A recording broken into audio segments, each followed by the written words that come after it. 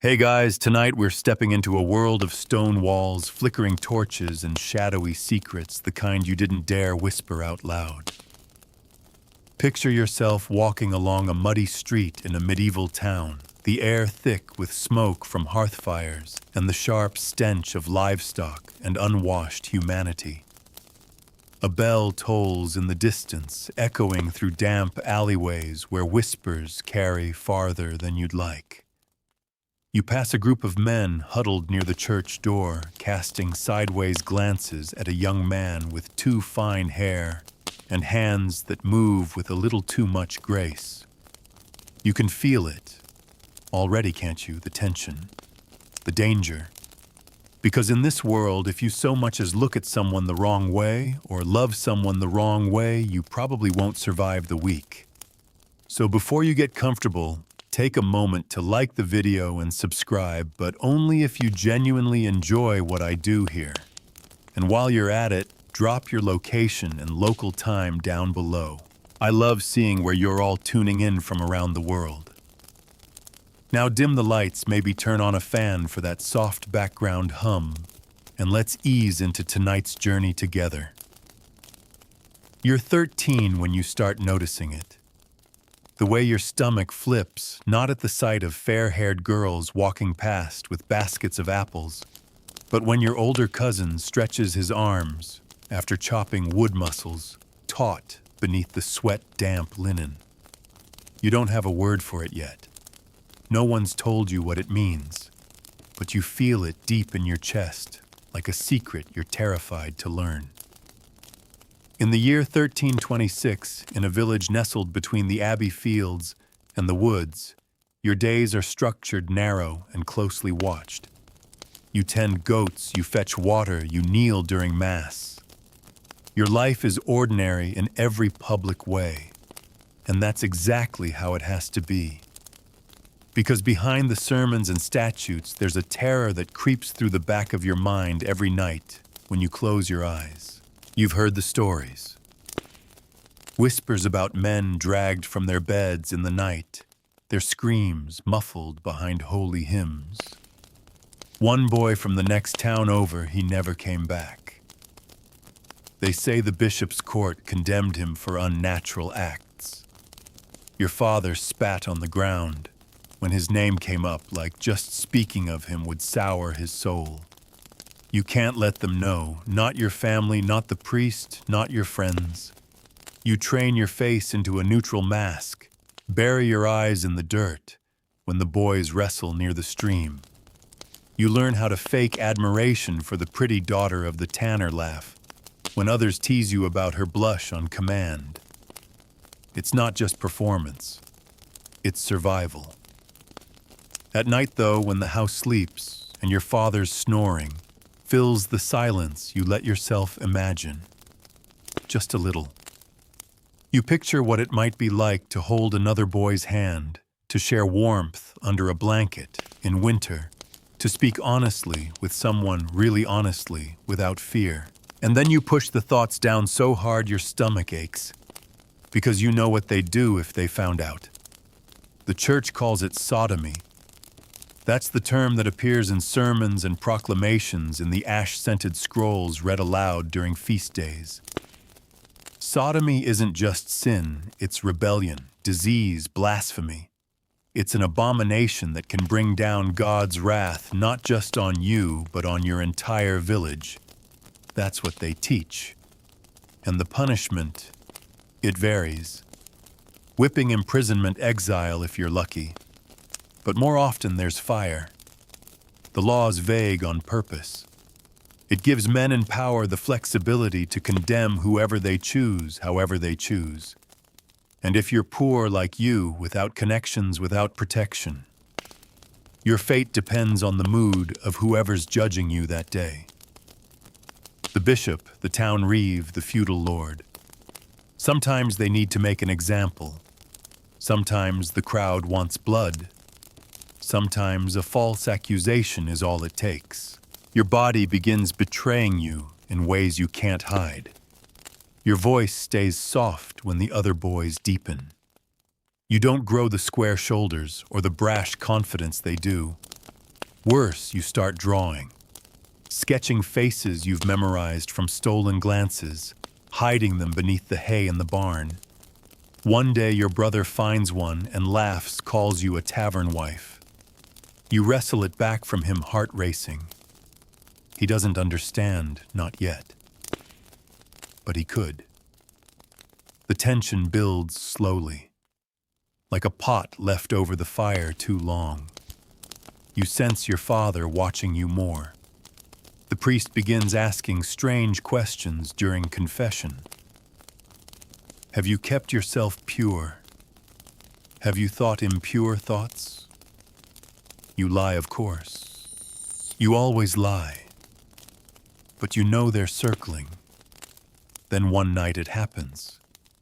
There's a boy, Tomas. He's kind, gentle, with lashes that make you forget to breathe. He touches your shoulder once, just once, to thank you for helping his mother carry wood. And for a single night you lose control. You sneak away after curfew, meet him near the chapel ruins. It's innocent. Just words, a soft laugh, your fingers brushing for a heartbeat too long. But someone sees. Or thinks they see. Or just wants to see. The next morning, the village is buzzing. Eyes follow you more closely. You catch a whisper, your name followed by unnatural. By noon, your mother won't meet your gaze. The knock comes before supper. It's the constable and two churchmen. They don't need proof. They don't ask questions. They say your name, announce the charge, and bind your hands. Your father doesn't protest. He doesn't look surprised. Your brother smirks. Your mother weeps in silence. You're led past neighbors who avert their eyes, past the chapel where you once took your first communion, past the market stalls where Tomas is nowhere to be seen. You try not to cry, because crying would make it worse. They keep you in a cell below the bishop's hall. Damp stone walls, a straw pallet, and one candle that gutters with every breath. You're not allowed to speak. Food is a crust of bread water, thick with grit. Time slows until it has no meaning. When the trial begins, it's barely that. A robed man reads the accusation. Another quotes Leviticus. You're not allowed to defend yourself. Someone says they saw you fondling. Another claims they heard gasping near the ruins. None of it's true, or all of it is, it doesn't matter. You're guilty the moment they brought you in.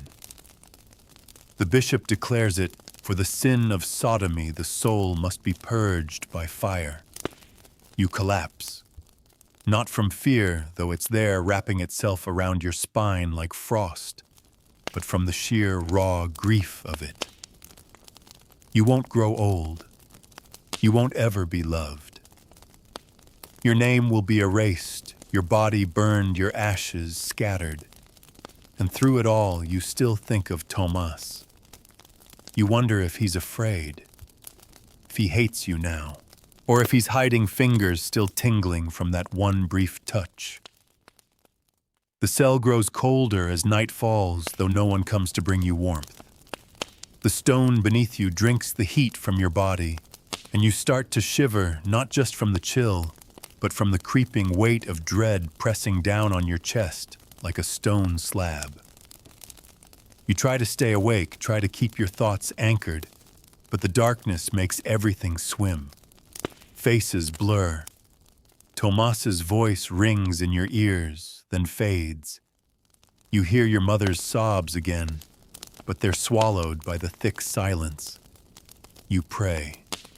Not because you expect mercy, but because that's what you've been taught to do.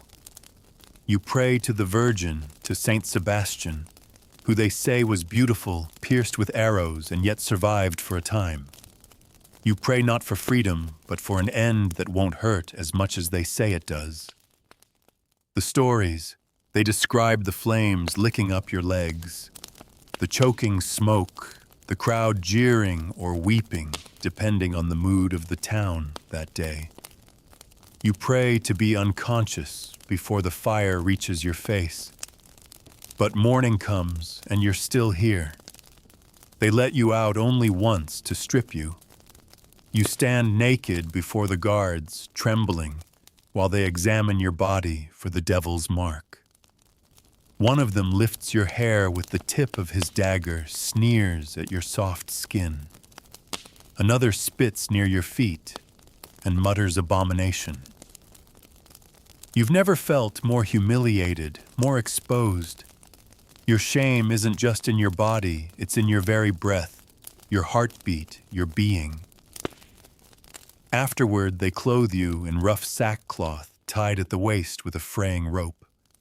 You're paraded through the courtyard while townsfolk gather. Some come out of curiosity, some from obligation. A few come with stones already in hand. One child points at you and asks, "Is that the sinner?" His mother pulls him back as if your presence alone might taint him. There's a platform being built near the edge of the market square. Wooden stakes, bundles of dry kindling. A barrel of pitch sits nearby, catching the morning light. You glance at it, and something inside you turns to ice. But the execution won't be today. No. First, they must cleanse your soul. They take you to the chapel. Not the beautiful one with stained glass and bells, but a small, dim, private room where only the bishop and his assistants sit. There's incense in the air, but it can't mask the rot of damp wood and sweat. You're made to kneel. They begin the rite of penance, not for your salvation, but for their own conscience. They need to believe your soul will be purified before they incinerate your body. The bishop speaks Latin over you, laying hands on your head, pressing down hard. You don't understand the words, but you know the tone. It's not kindness. It's condemnation laced in ritual. He asks you to confess. You say nothing. He asks again, louder. You hesitate, then whisper, "I loved." There's a pause. Then with a voice sharper than any blade he hisses, "That is not love. That is filth. That is the devil's lie." You're left in the chapel, still kneeling long after the men leave. You want to scream, to weep, to disappear into the floor. But mostly you feel tired, bone-deep tired. Your knees ache, your neck throbs, and your soul, if you still have one, feels like it's been hollowed out. That night you dream. You're walking through a meadow. The sun is warm and Tomas is beside you. He's smiling. You're not afraid. You're not hiding. You lie beneath a tree, side by side, your fingers intertwined. You almost believe it's real. Then the dream turns. The grass blackens. The sun fades. Tomas vanishes. And you're back on the stake, the fire reaching your knees, the skin peeling from your arms as the crowd chants psalms. You wake screaming. The guard laughs. "You'll scream louder tomorrow, sinner," he says. You don't reply. You won't give him that satisfaction. The next morning you're taken again, not to the square, but to a house. A nobleman's house by the looks of it.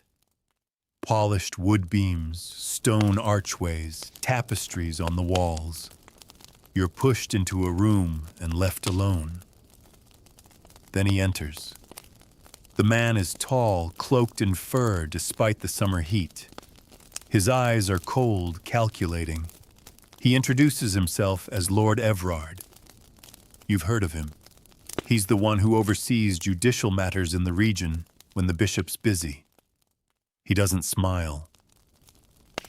"You understand why you're here," he says. You nod.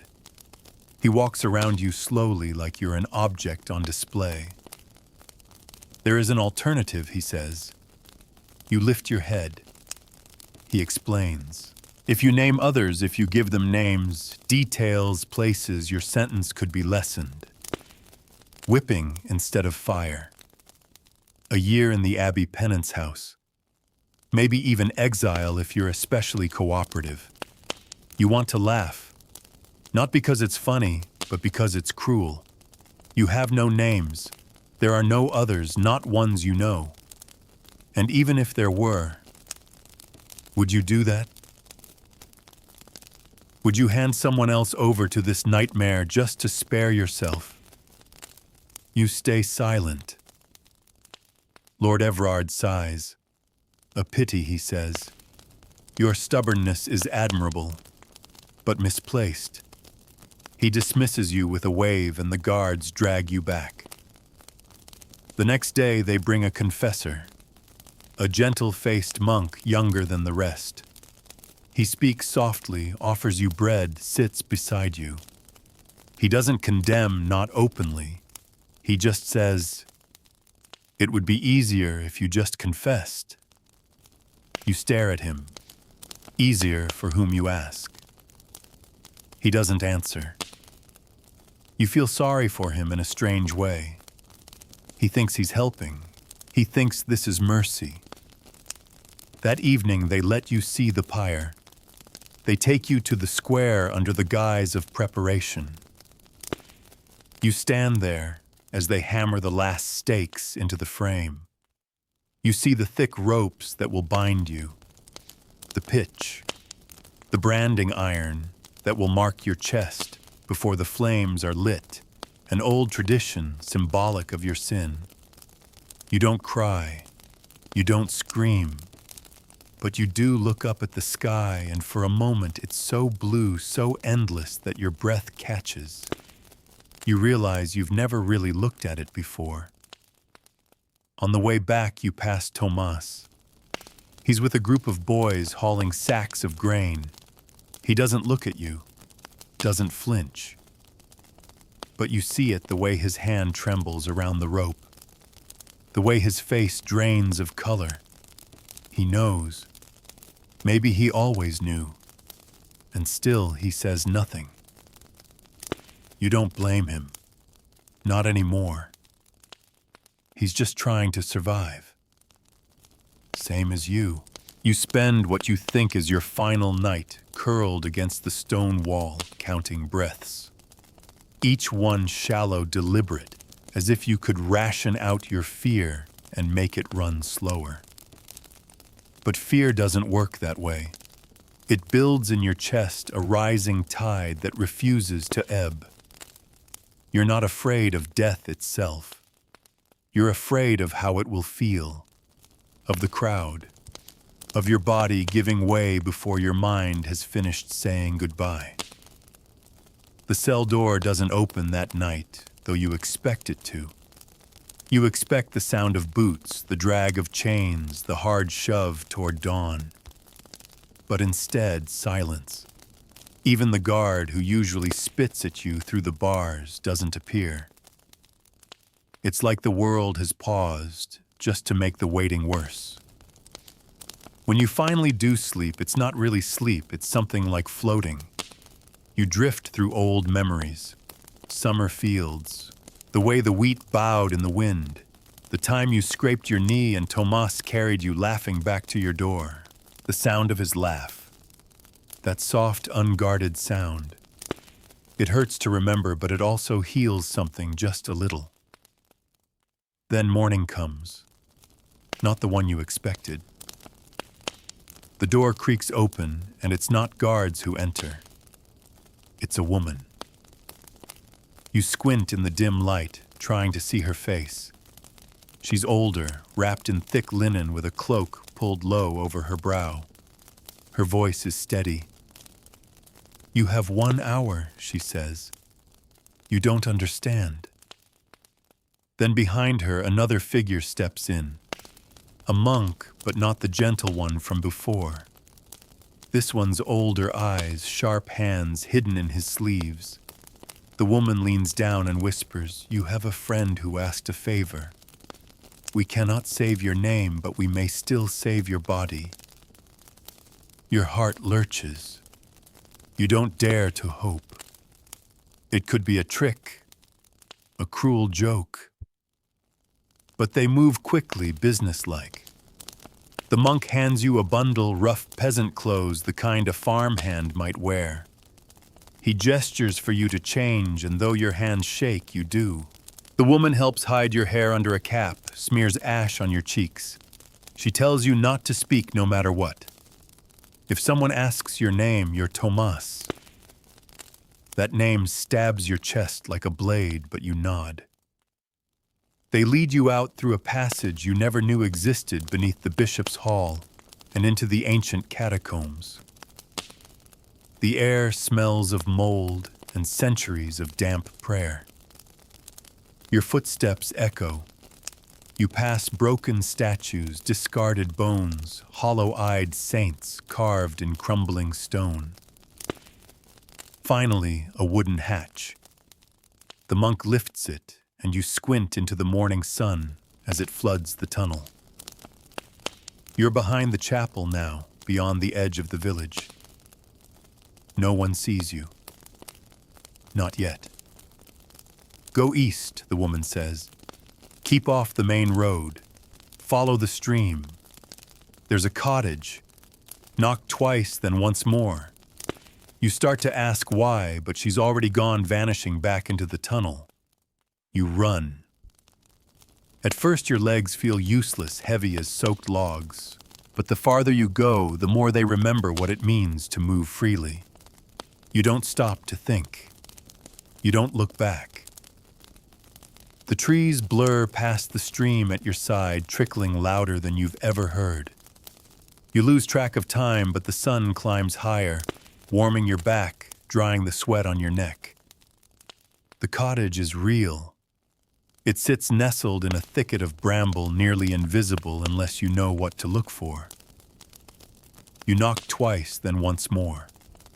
The door opens. An old man stares at you. Silent, hard eyes. He says nothing, just steps aside and lets you in. The room smells of herbs and old leather. There are scrolls and dried flowers, a kettle simmering on a low fire. You collapse into the corner, unable to speak. He doesn't ask questions. He gives you water, then bread, then silence. It's the silence you're most grateful for. You stay there for 3 days. No one comes. You sleep more than you've ever slept. Sometimes when the old man thinks you're not looking, he watches you. Not with suspicion, but with something like pity. You wonder what he sees when he looks at you. A fugitive, a sinner.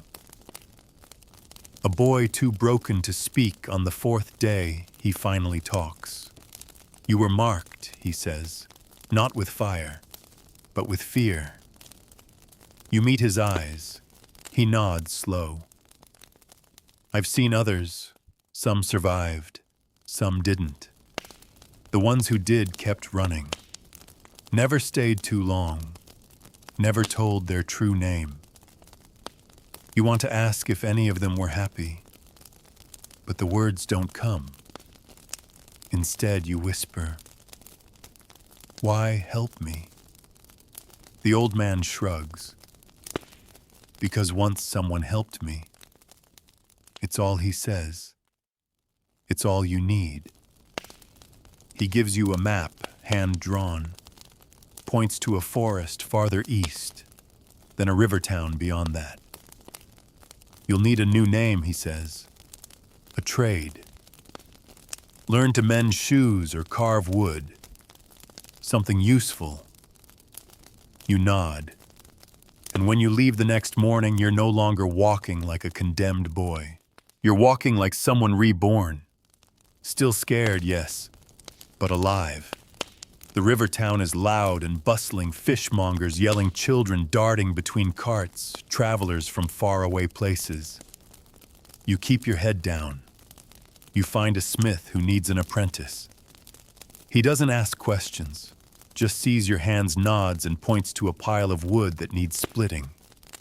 You work, days blur. Your body grows stronger, your fingers callous.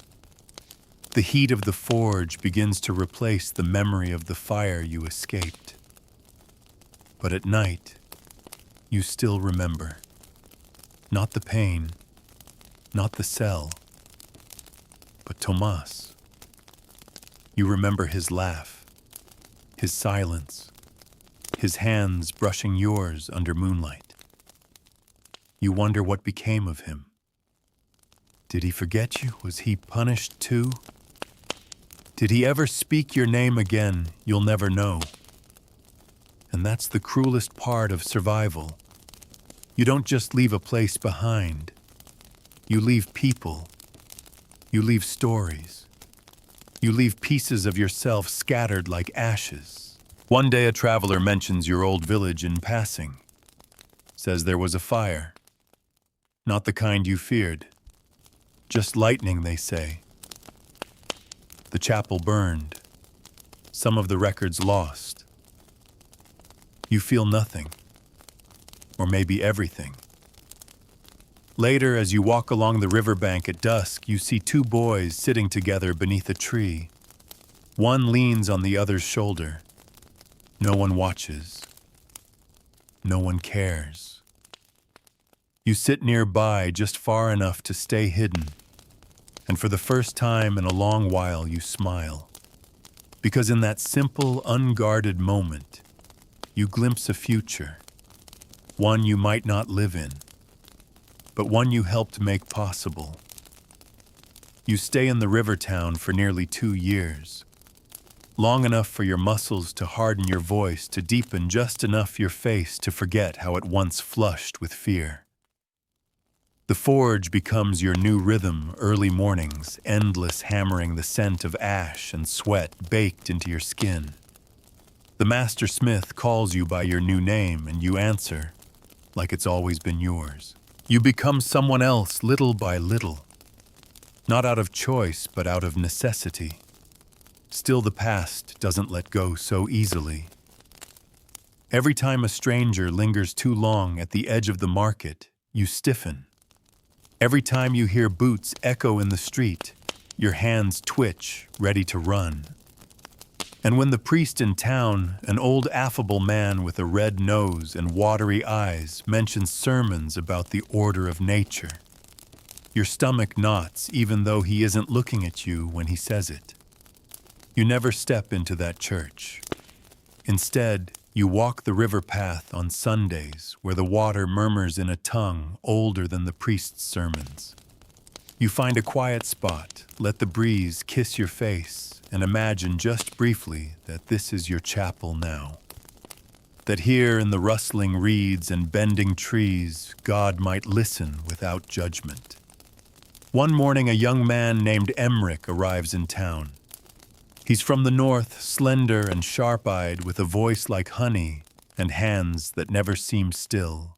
He works as a scribe, copying letters and contracts for merchants who can't read.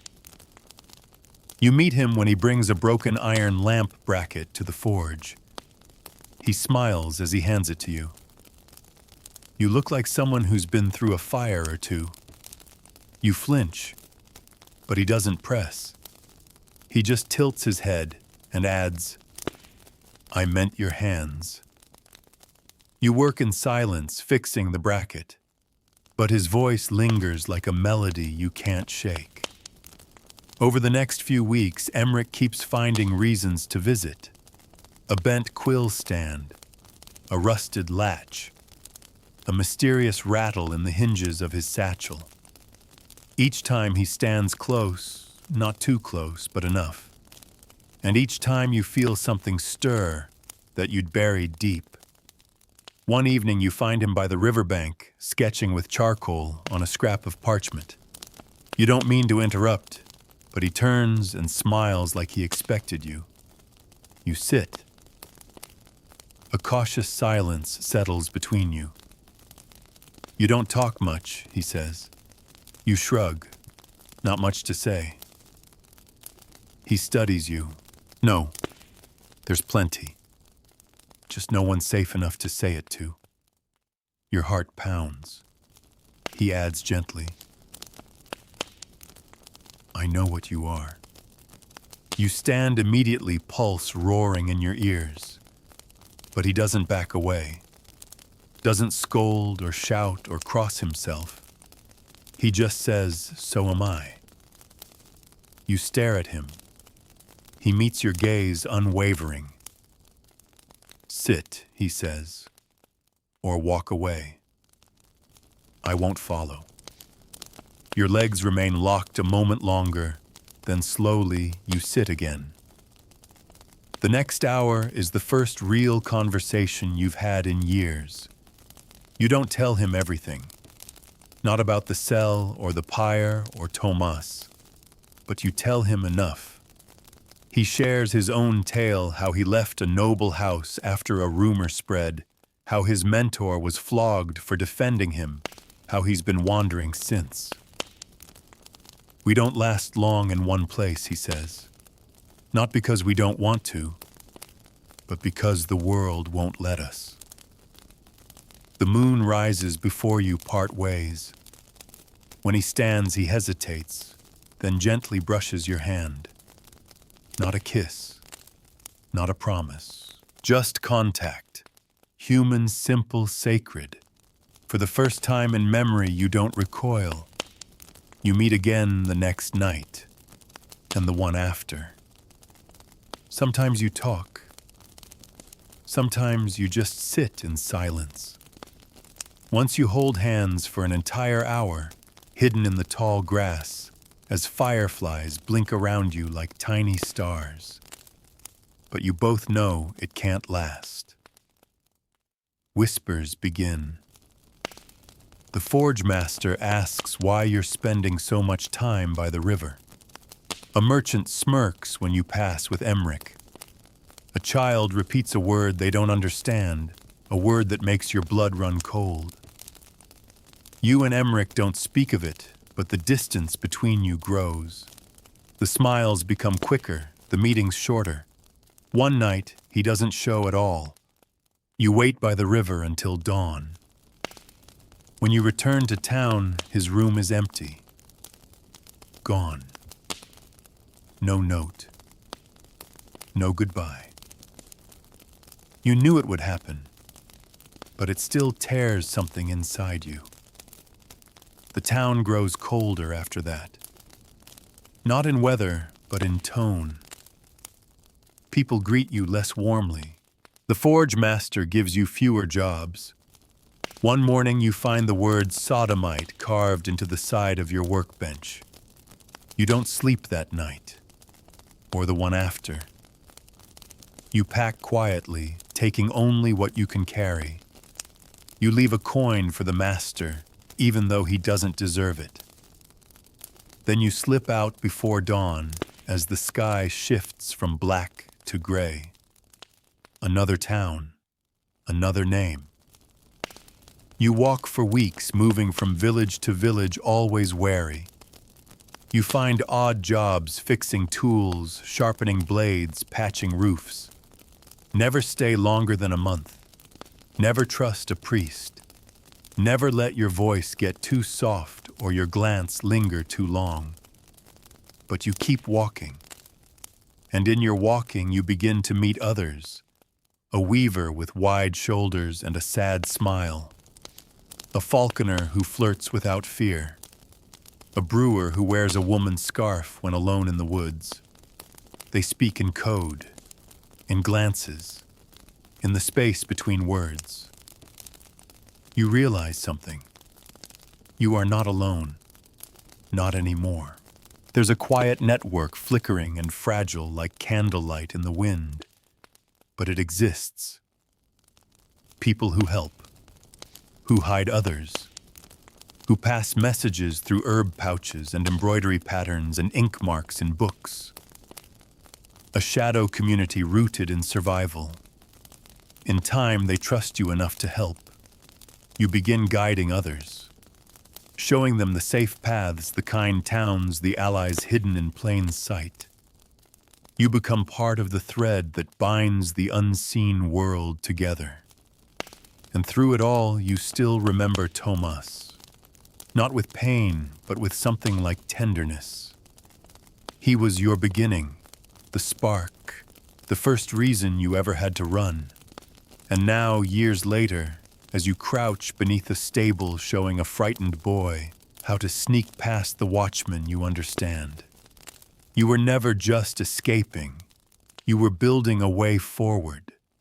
Not just for yourself, but for all of them. The boy you guide that night is no older than you were when Tomas first smiled at you in the chapel ruins. Maybe 13, maybe 14. His tunic is too large, his shoes too worn, and his eyes, those deep, trembling eyes, are filled with the same mix of terror and defiance you once carried like a second skin. His name is Ulrich, though that may not be the name he keeps. You know how names work now, how they shed like old bark when the world tries to burn you down. You take him along the back route through the woods, avoiding roads, keeping him beneath the trees. You don't ask him to explain. You don't make him confess.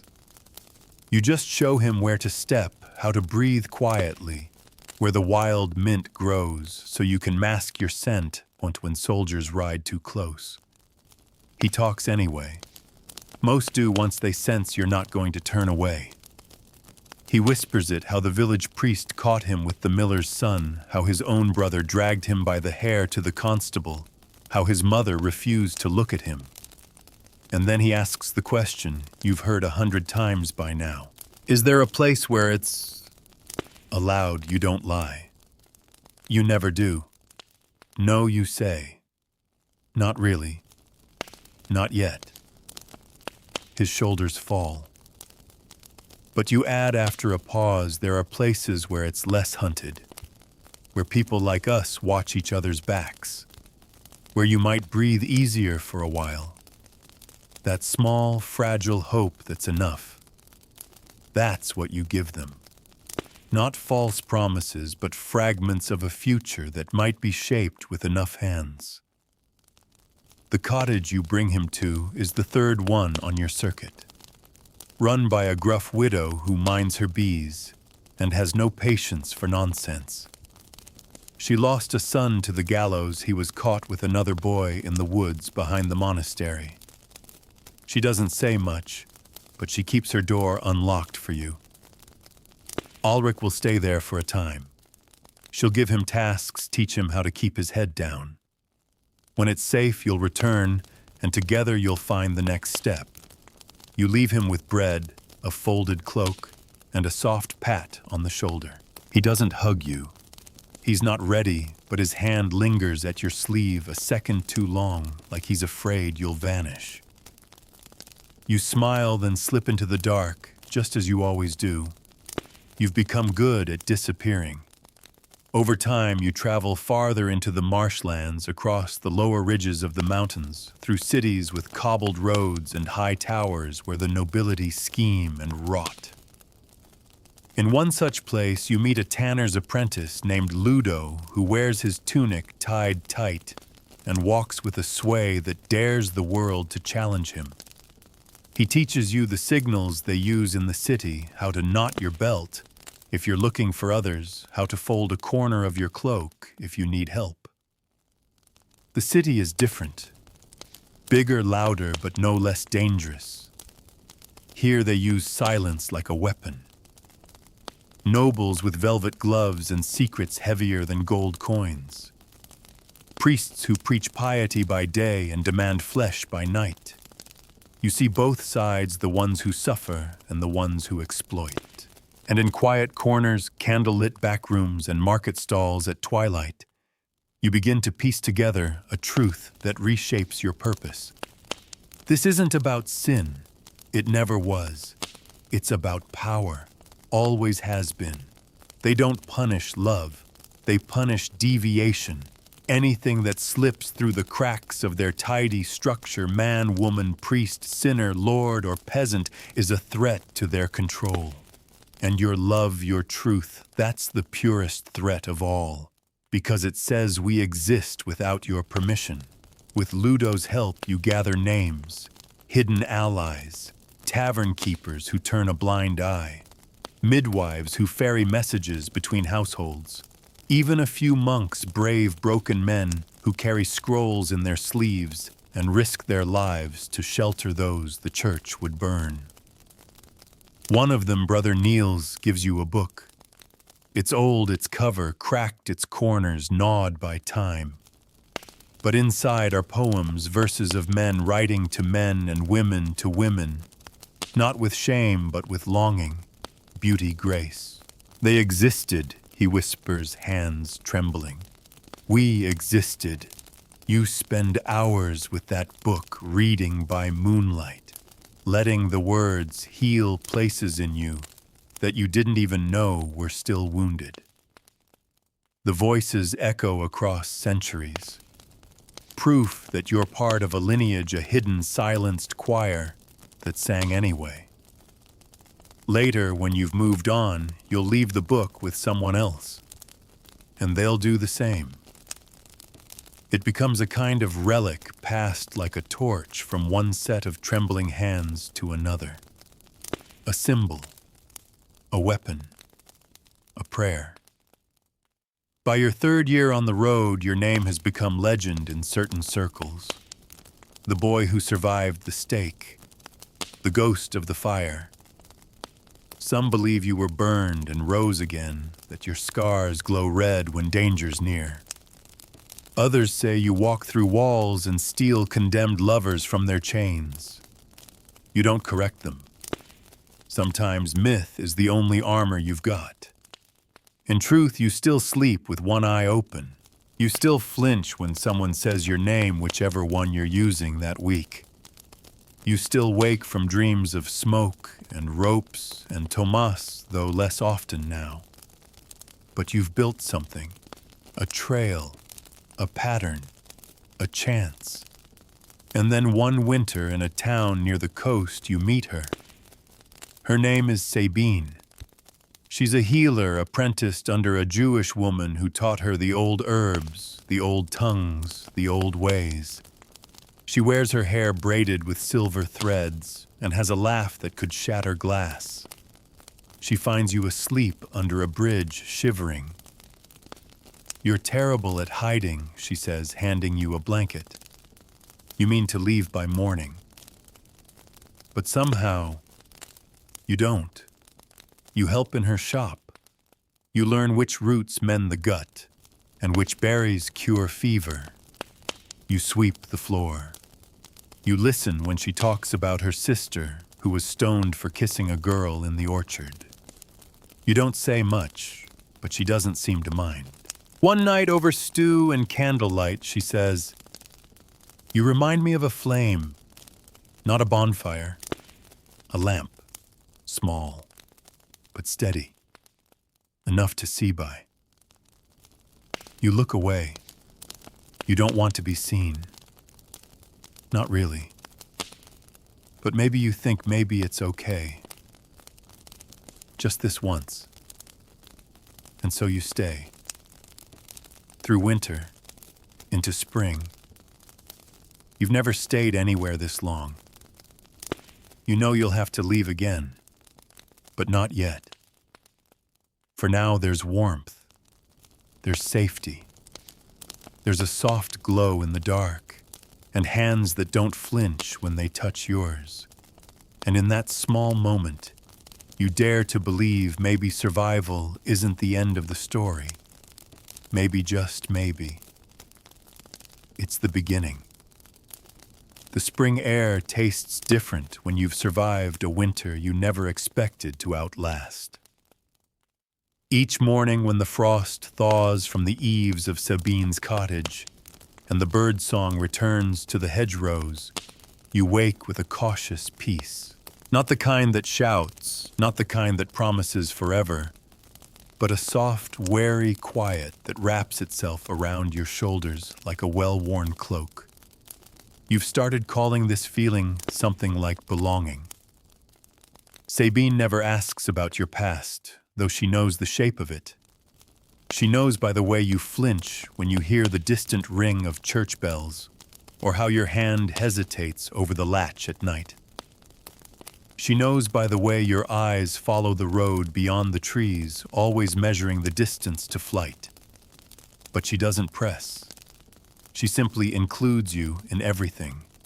Preparing tonics, gathering herbs, washing bandages, even joining her in barter negotiations with the fishmongers, who always try to cheat her on Wednesdays. One evening, while sorting dried elderflower, she says, "You carry your fear like a satchel full of knives. You could set it down if you wanted. You don't answer right away. Because the truth is, you don't know how. Setting it down feels like asking to be hurt again. But that night, when you lie beside the hearth, on your little straw pallet, you think about her words.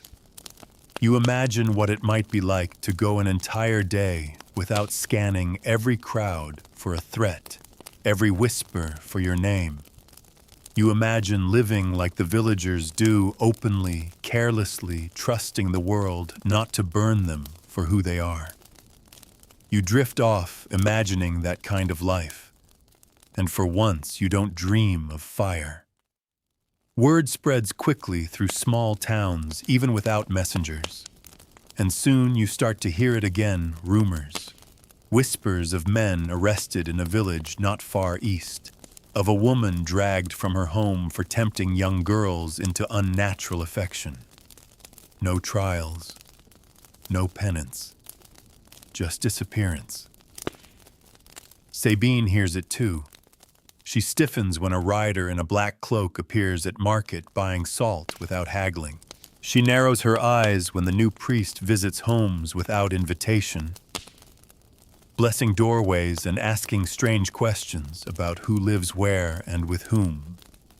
And one morning a stone appears on her doorstep, smooth white, marked with red paint.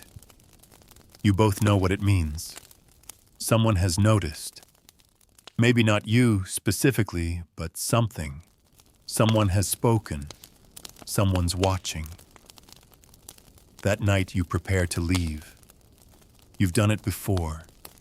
You know how to pack quickly, what to take, what to burn, what to bury. You leave behind your cot, the carved wooden comb Sabine gave you, even your boots, which might be too recognizable now.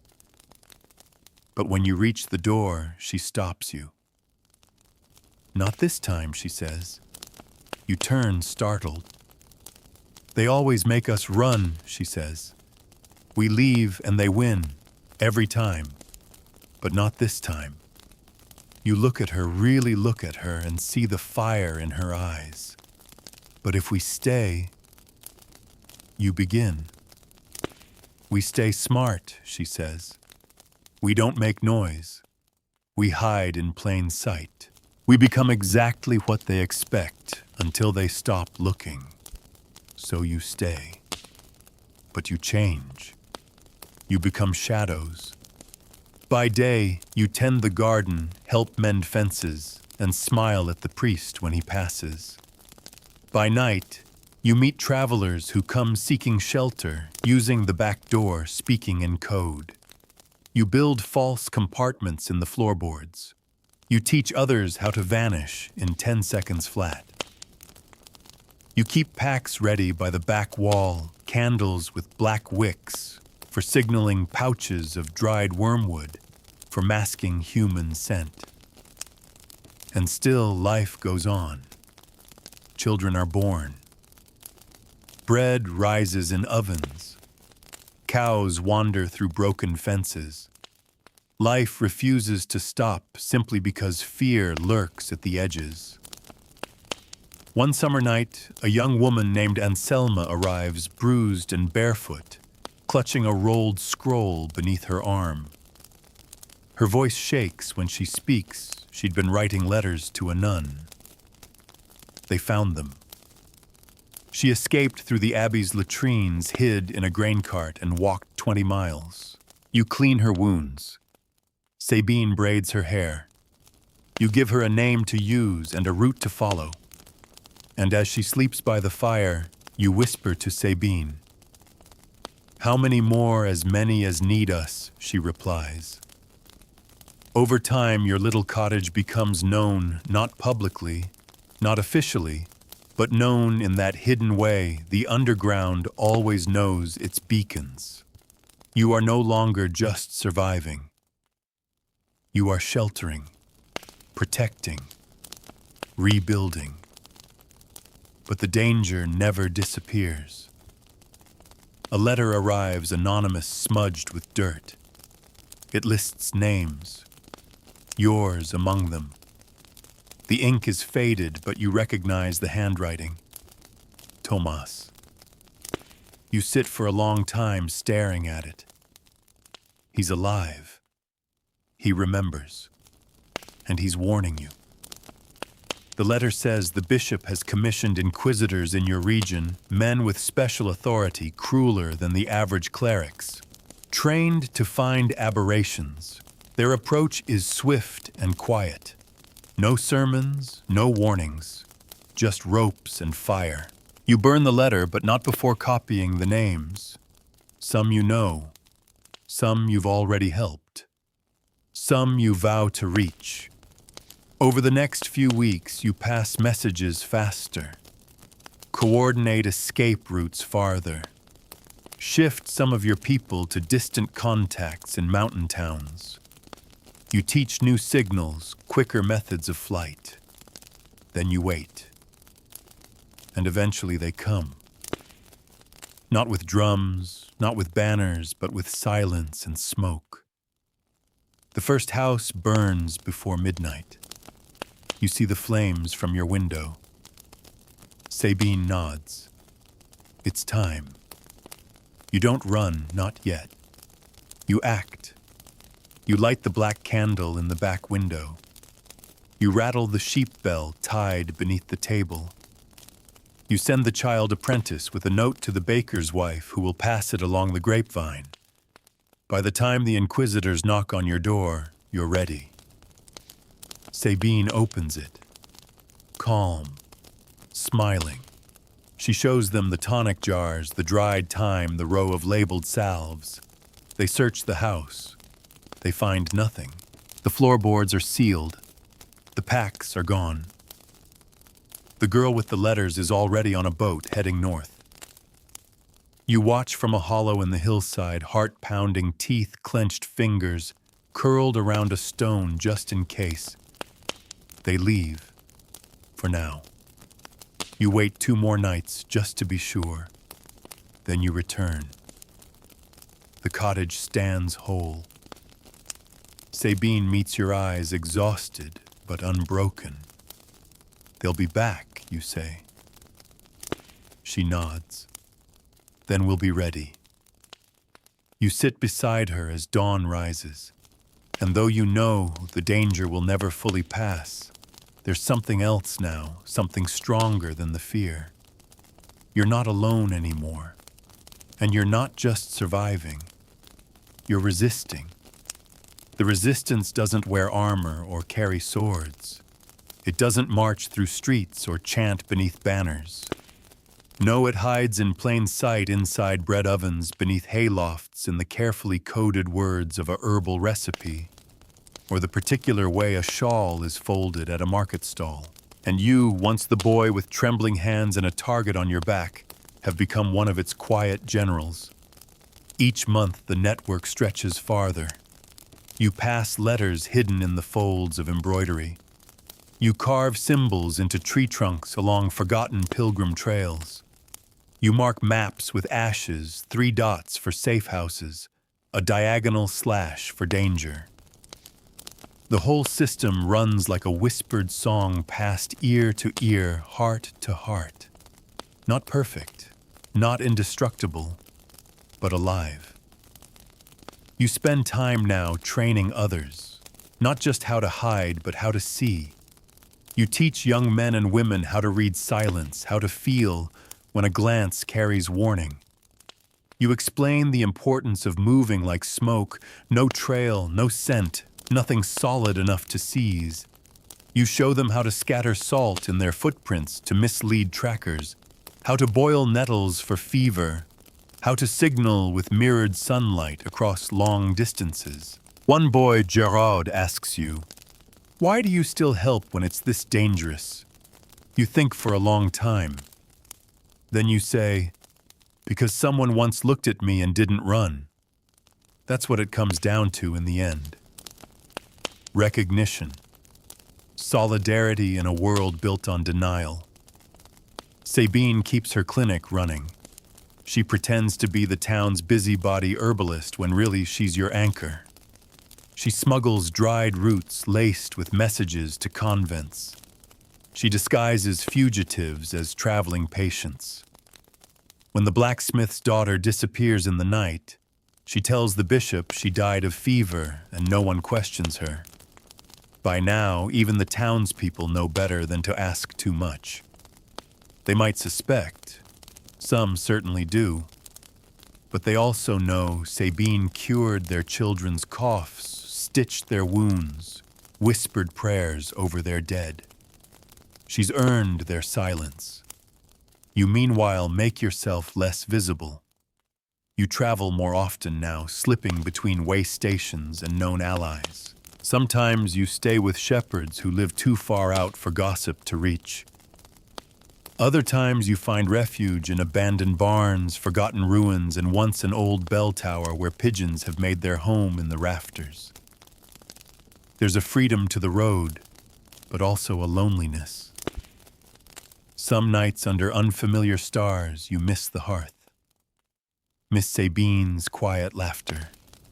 Miss the predictable creak of the cottage beams and the scent of rosemary steeping in the kitchen. But then a knock comes at the door of a safe house, and it's a girl no older than Alric, her dress, torn eyes, bruised, carrying nothing but a name she was told to speak only once, your name. And suddenly, it's worth it again.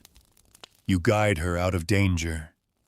You place her with a family 2 towns away. You teach her how to change her voice, how to slip a ribbon around her wrist that means safe, how to disappear if the constables ask too many questions. She doesn't thank you, not at first. She's too raw.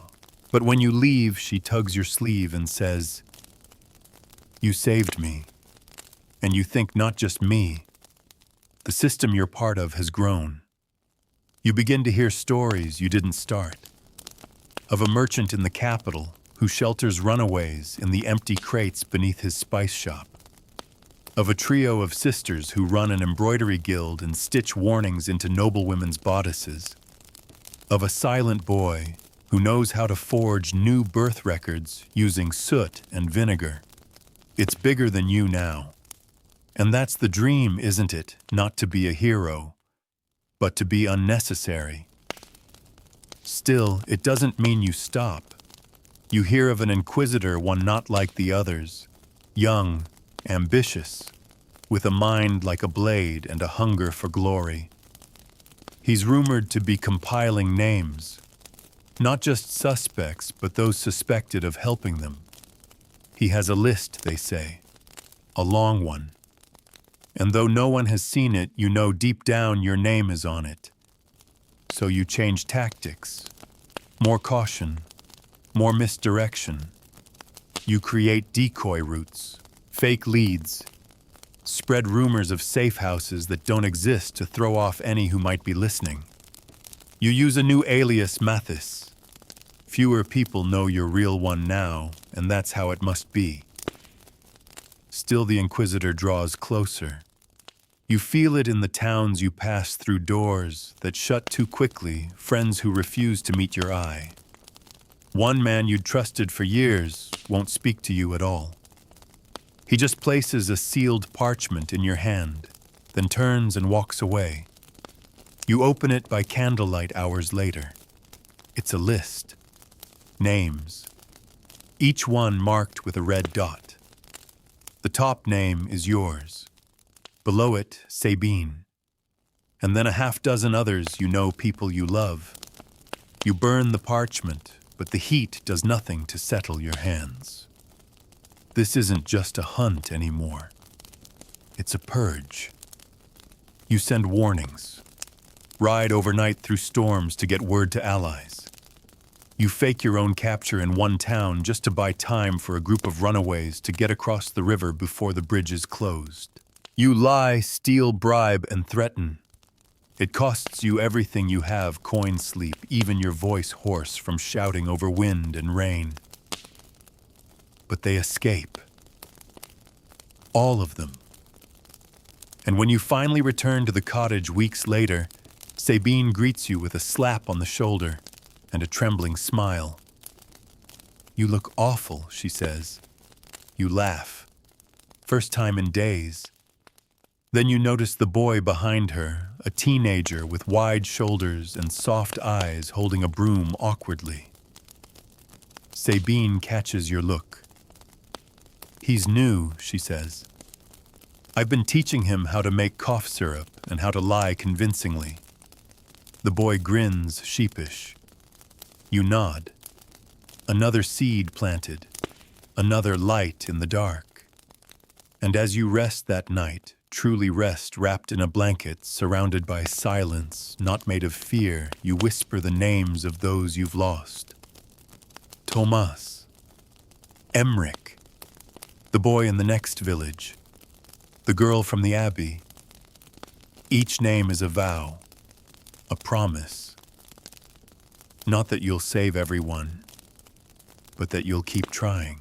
Because even in a world where you could be burned alive by morning, you are still here. And that in itself is a kind of defiance. The seasons roll forward, whether you're ready or not. Spring fades into another hot, buzzing summer, the kind where bees move slower, and even the river seems to sleep beneath a film of heat. But you can't afford to rest. Not now. Not when the list keeps growing, and the inquisitor, his name is Barthélemy, has begun sending letters ahead of his visits, warning towns to expect him, to cleanse their streets. You read one of these letters by candlelight after a frightened bailiff slips it to you in secret. The language is precise, almost coldly poetic. Deviance among us, it says. Threats to the divine harmony of nature. The kind of rhetoric that always comes before someone vanishes. He's educated, this Barthélemy. Dangerous. He quotes scripture not like a priest, but like a lawyer. His words trap people and snare them with familiarity. He speaks of love while preparing the ropes. You know his type. They always speak in hymns when they build the firewood. You realize quickly you can't just run from this one. Barthélemy isn't like the others. He doesn't chase ghosts. He doesn't settle for rumors. He investigates.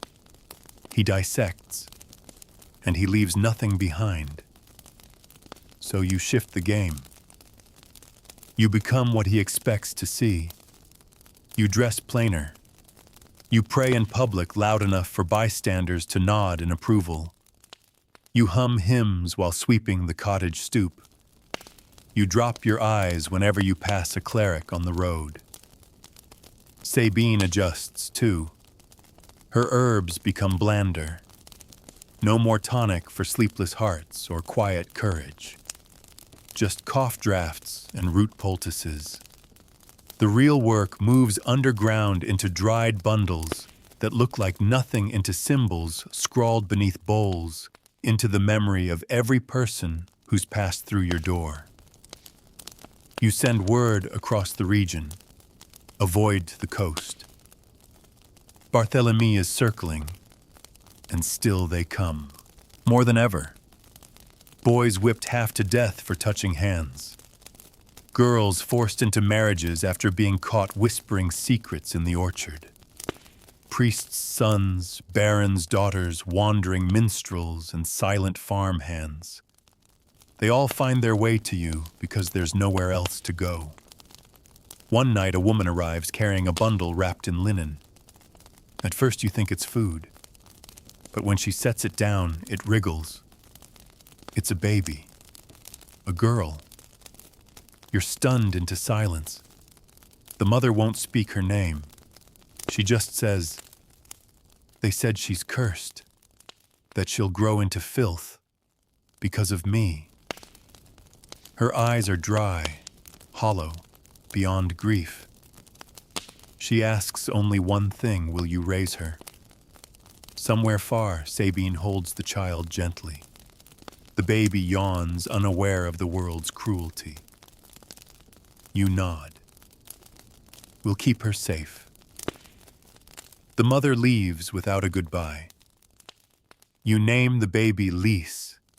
She becomes something new in your world, a life untouched by guilt or fear.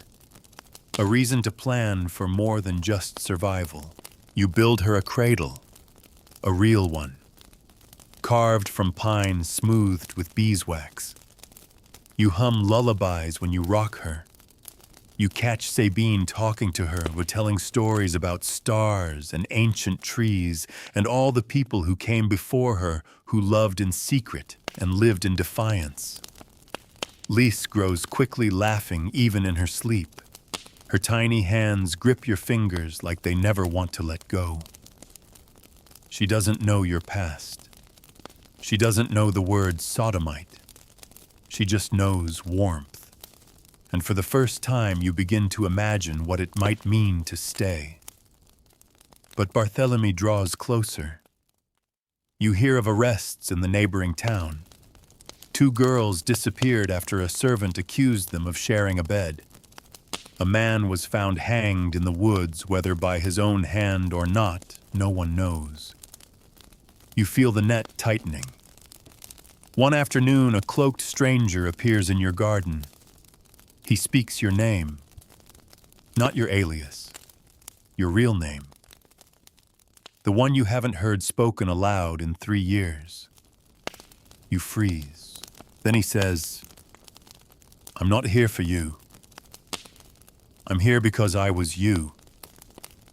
His name is John, and he was caught nearly a decade ago. Imprisoned for 6 months. Escaped with the help of a sympathetic jailer. Since then, he's been building a second network different from yours but parallel. You've lit fires, he says. I've been following the smoke. He tells you about others, dozens of them scattered across kingdoms. Some pretend to be priests. Others run inns or teach village children.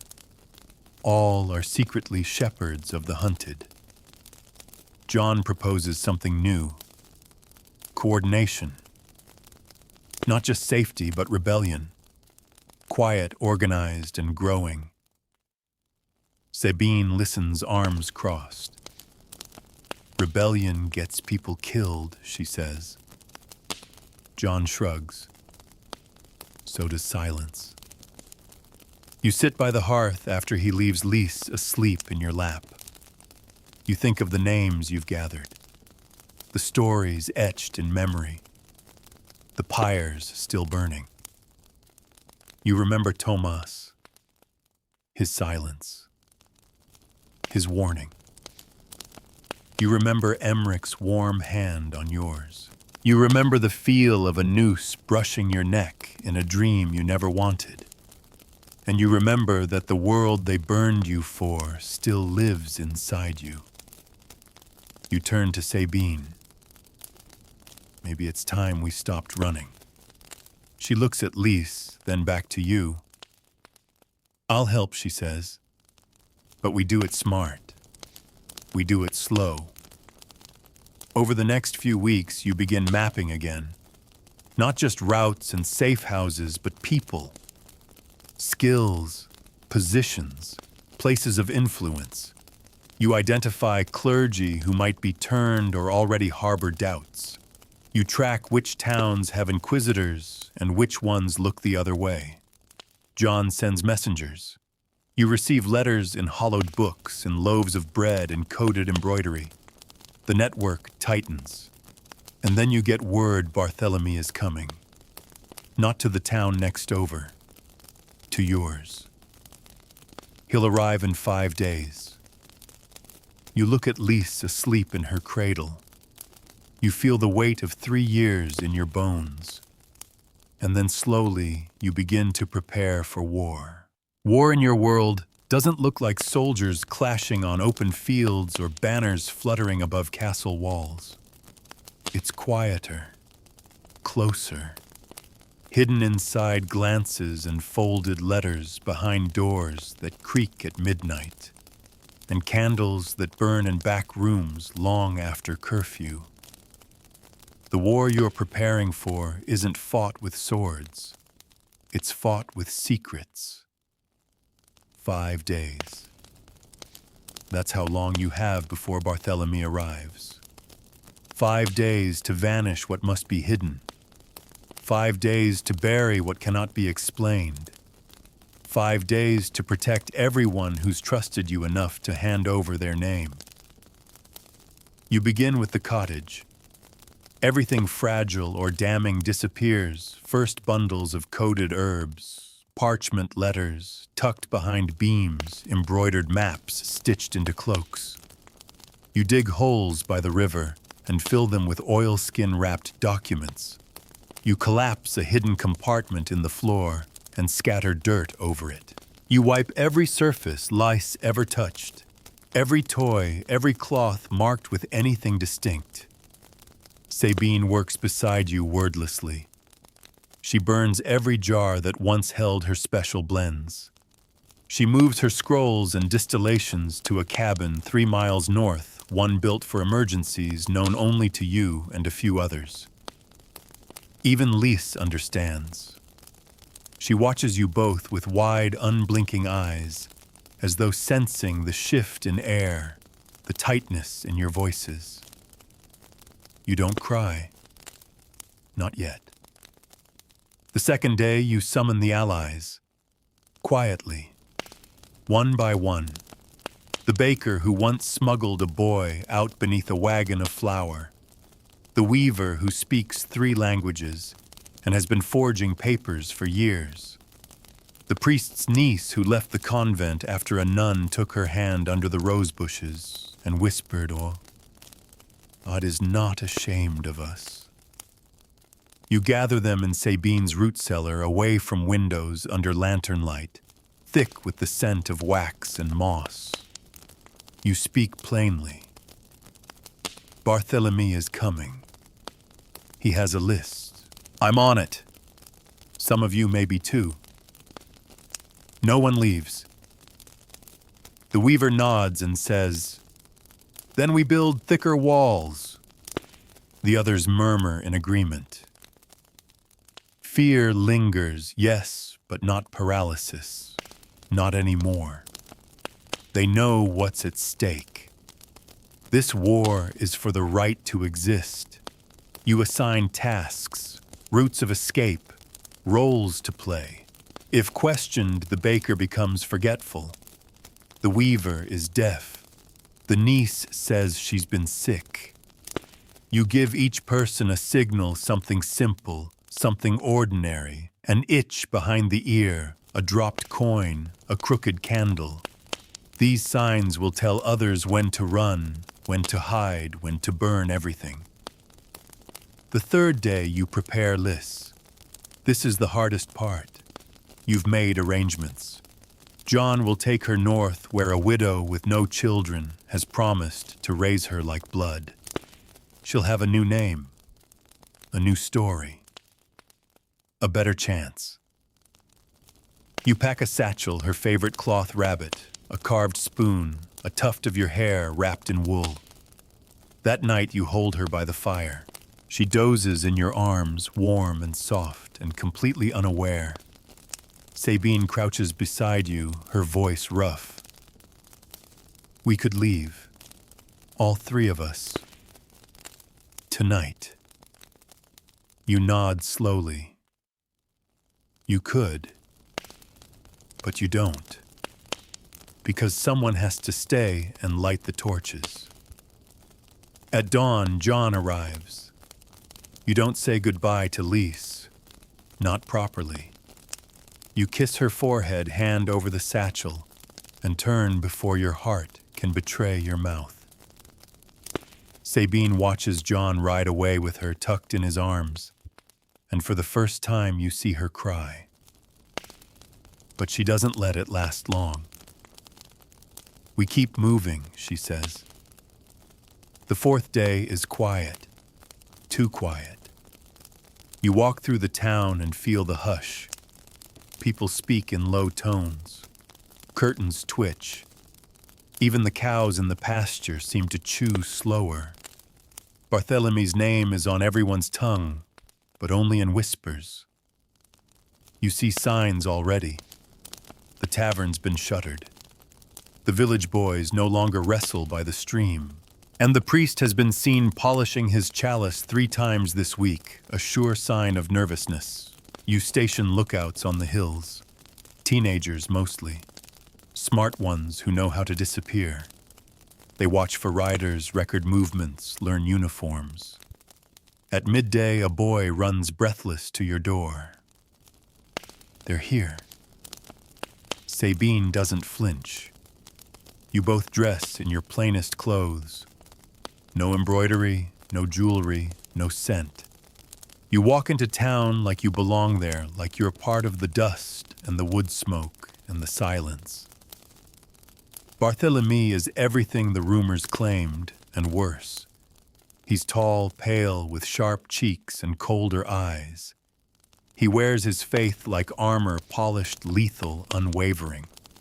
Behind him march 2 guards in gray cloaks. His seal is a serpent coiled around a candle stamped in crimson wax. He surveys the town like a hunter entering a den. Not curious, not cautious, confident. He starts with the priest, then the baker, then the stable boy. Interviews, he says, for order, for truth. Each question, a knife in velvet. You don't wait for your turn. That night you gather the names on the list. Those still here. Those who can't run. And you begin the ritual. One by one you send them away. Some by cart, some on foot. Some through tunnels they've only ever practiced in theory. By midnight, only a few remain. You, Sabine the weaver, and an old man who once sheltered 3 fugitives in his barn and said I was a soldier once. I know when something's worth fighting for. You look at them, exhausted, hollow, brave. You say, we hold, we give them time. Sabine places a dagger under her belt. The weaver hides a flask of oil in her shawl. The old man takes his cane and nods. You don't know what will happen tomorrow. Maybe Barthelemy will call you in. Maybe he'll search your home and find nothing. Maybe he'll question your neighbors and grow tired and ride away. Or maybe he won't. Maybe he'll find the ashes too quickly buried, the scratches too neatly hidden. The sigh in someone's voice when they lie. You've done everything you can. And now you wait. The fire you once feared now burns inside you. Not for destruction, but for defense, for dignity, for every person who walked through your door carrying shame and left carrying hope. And if this is your final stand, then let it be that. A stand, not a retreat, not a sacrifice, but a blaze of resistance lit in the dark.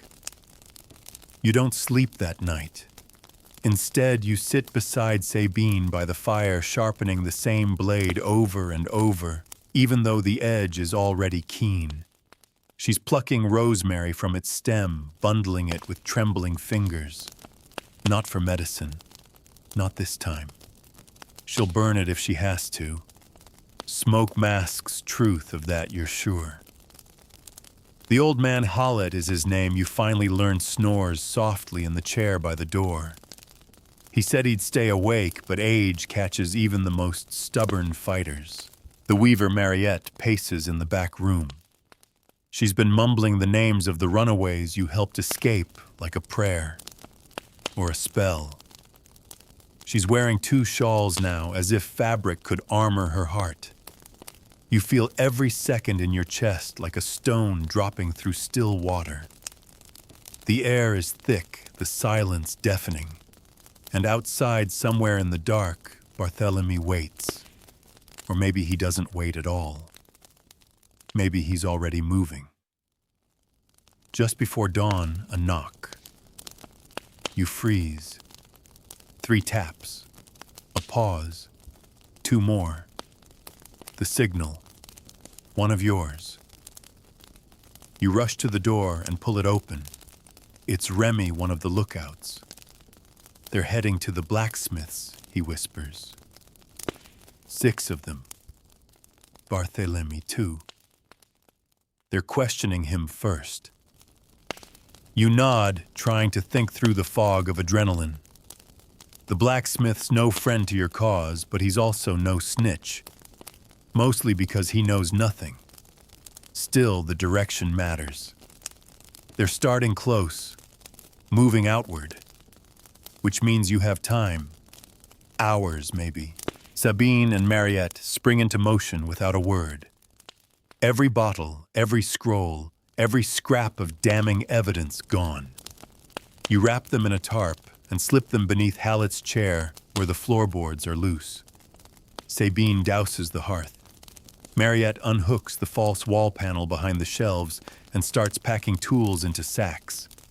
You wipe the table clean, then reset it with bread, cheese, and a Bible cracked open to the Psalms. Let them think you're simple. Let them see what they expect. The next 2 hours drag like rusted chains. You sit, you eat, you pretend. Then boots, outside the cottage. Not a knock this time. A pound. Sabine answers. Barthélemy steps inside like he owns the air.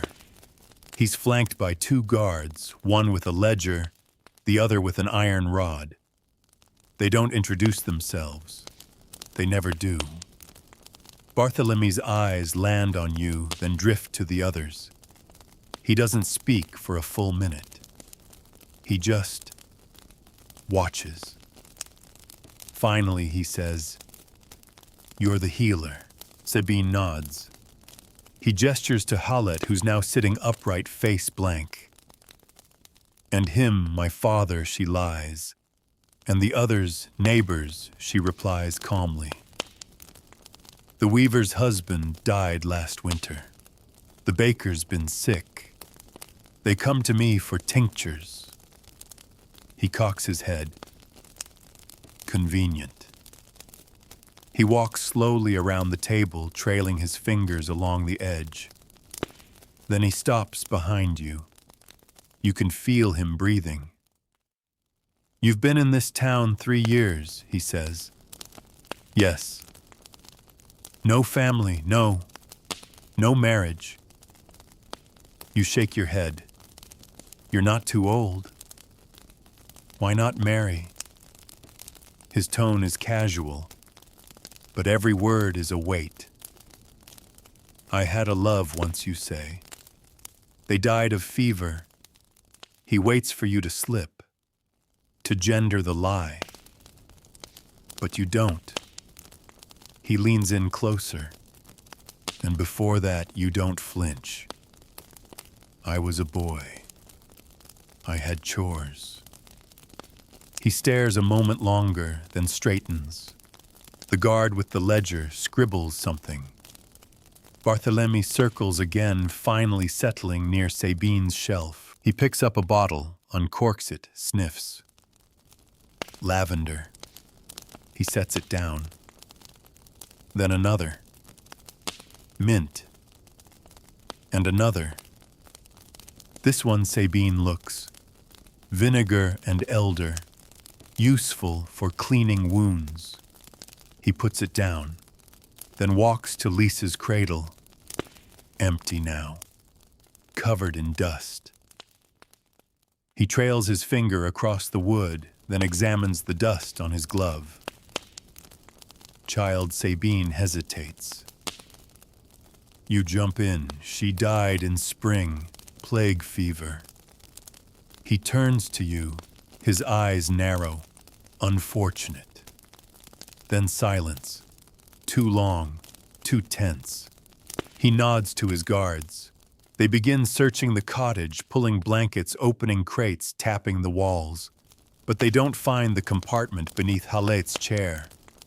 They don't lift the shelf where Mariette hid the salves. They don't question the dried rosemary hanging by the door. They see only what you want them to see.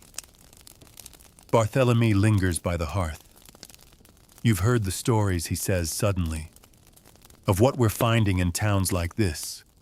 What's being rooted out? No one replies. He steps closer. You know what sodomy does to a community. Still silence. It hollows it, rots it. It poisons children, corrupts women, destroys men. It turns faith into mockery and love into perversion. I've seen it. I've burned it out, and I'll keep burning. His voice is calm, controlled, like a sermon sharpened into a blade. You meet his eyes. What does hate do, you ask? He smiles faintly. Hate cleanses. Then he turns and walks out. Just like that. Gone. But the danger doesn't leave with him. You sit in silence for an hour after they go. No one breathes too loudly. No one moves too fast. Eventually, Halette exhales. A long rattling sound. Bastard, he mutters. Sabine laughs a single sharp breath. Mariette cries. You just sit. You've survived the first blow. But Barthélemy isn't done. You know it. He'll watch. Wait. Lure. He'll expect someone to slip. And when they do, he'll burn the whole town. So you begin again. More precautions. More codes. More routes. You send messages to John. You alert the northern cell. You mark out the safest roads and prepare 5 new identities just in case. And then you do something you haven't done in months. You write. Not a message. A story. Your story. From the beginning. You write it plainly, clearly, carefully. You write for the ones on...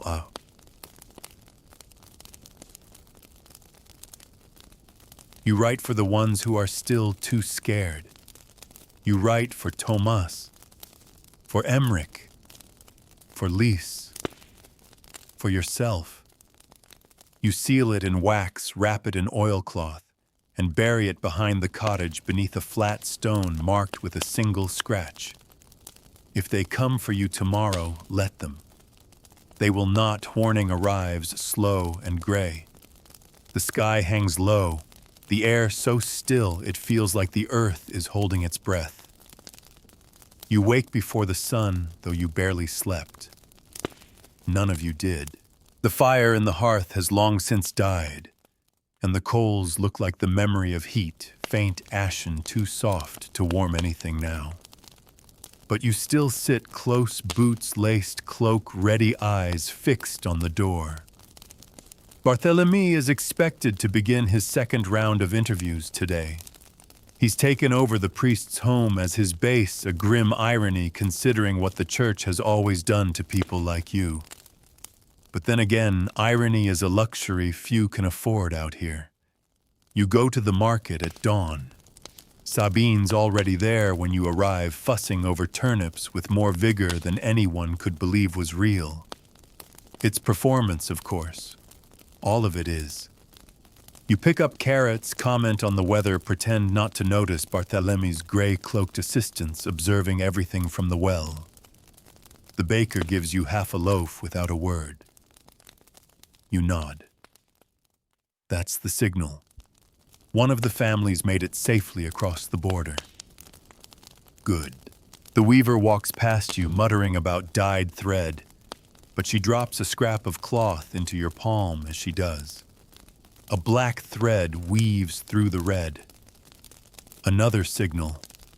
The route along the river is still clear. You return home before midday. The town feels like it's been turned inside out, familiar but foreign. Every alley a trap. Every sound a question. Even the birds have gone quiet. Then you hear it hooves. Not many. Just 2 horses. Coming slowly up the road. You step outside. Barthélemy dismounts with a grace that's too careful to be anything but trained. He's not armored, not armed beyond a ceremonial dagger. But he doesn't need weapons. His presence is the weapon. He greets you politely. You are the healer's assistant. You nod. Your heart is doing things you can't control. But your face is calm. He glances at your cottage. We'll talk inside. You lead him in. Sabine's not here. She left at dawn to tend to a woman giving birth 2 villages away. Not a lie, but also not the full truth. Barthélemy sits. Doesn't ask. Just takes the chair like it belongs to him. I've heard your name, he says, folding his hands. You say nothing. I've heard many names, he adds, eyes searching yours. Some true, some less so. Still, you wait. You've practiced for this. He continues, you've traveled. You've lived in places where alternative customs are more tolerated. That is rare in these parts. He's baiting you. You offer a weak smile. I travel to heal. Illness doesn't ask what customs you keep. He leans back. You know, he says, many men and women have inclinations. Most resist them. They suffer, of course, but their souls remain pure. It's only when one acts upon such unnatural desires that true corruption sets in. You stare at him. He's trying to draw it out. Make you admit something. Confess.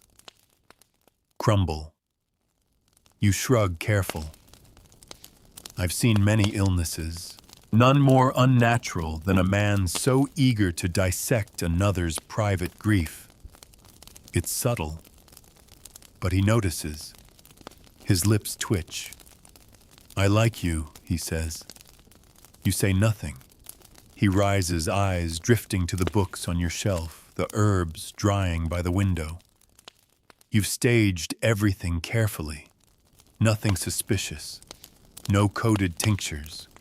No telltale symbols. Just what a quiet healer's apprentice might keep. He walks to the hearth. Taps the stones. May I, he asks, gesturing toward your storage pots. You nod. He lifts lids, finds dried mushrooms, salt, nothing more. When he reaches the final jar, one you deliberately filled with vinegar and clove, he winces and puts it back. You didn't hide the important things here. He surveys the room once more. Then he speaks softly. Your neighbors like you.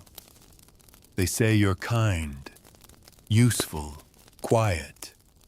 You nod again. But kindness, he says, can be a mask, a very convincing one. He turns to leave. Thank you for the tea, he says, even though you never offered any. As his foot crosses the threshold, he pauses. Tell the healer I may return tomorrow. There's a boy in the mill with a festering wound. Then he's gone. You close the door slowly, and only once it clicks shut do your knees give out. You fall to the floor, gasping, head between your arms. That was too close. You don't know if he believed you. You don't know if he'll be back with more men. You only know you bought time. That night, Sabine returns exhausted and blood-smeared from the birth. You tell her everything. She nods silently, sets down her basket, and lights every candle in the house. Not out of fear, out of warning. Candles in the window, candles near the garden. A signal to the others the fox is sniffing the coop. The days that follow are slower.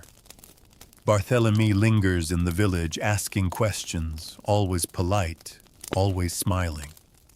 He praises the devout, speaks against temptation, preaches at Mass with a voice so smooth you almost forget the gallows in his eyes. Then the arrests begin. Not here, not yet, but nearby. A boy in a wine cellar found with another. 2 women in a barn dragged from the hay by a local snitch. Barthélemy isn't just hunting. He's feeding the flames. You get a letter. Another one from John. One word, now, you know what it means. The time for careful signals and half measures is ending. You gather the final names. You mark the safest paths. You scatter the last of the decoys. And then you do something you've never done before. You write a letter. Not to John, not to Sabine, not to the girl in the convent, or the boy with the bruised voice. To Barthélemy. No names. No threats. Just one sentence. You cannot erase what you refuse to understand. You leave it in his saddlebag, and you know he'll read it. You don't wait for his reply. Instead, you walk into the woods where 3 frightened youths wait in cloaks and borrowed boots. They look to you, all of them, not because you're the oldest, but because you're the one who has survived. You point east toward a place none of them have ever seen. And then once more you begin to walk. You walk for hours before anyone speaks.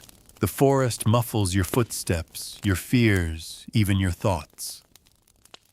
The younger of the 3, a girl named Corinne, keeps glancing over her shoulder, like she expects the trees themselves to start shouting. The boy beside her, Mathieu, walks hunched, arms wrapped around himself despite the warmth. The 3rd, a red-haired baker's apprentice named Saul, just stares at the back of your head, waiting for direction. You lead them deeper away from the main roads. The path narrows to a deer trail, the air rich with pine and damp leaves. You taught them already how to listen, how to step lightly, how to scatter false trails. Still, their breath is loud. They're not ready. Not yet. But they trust you.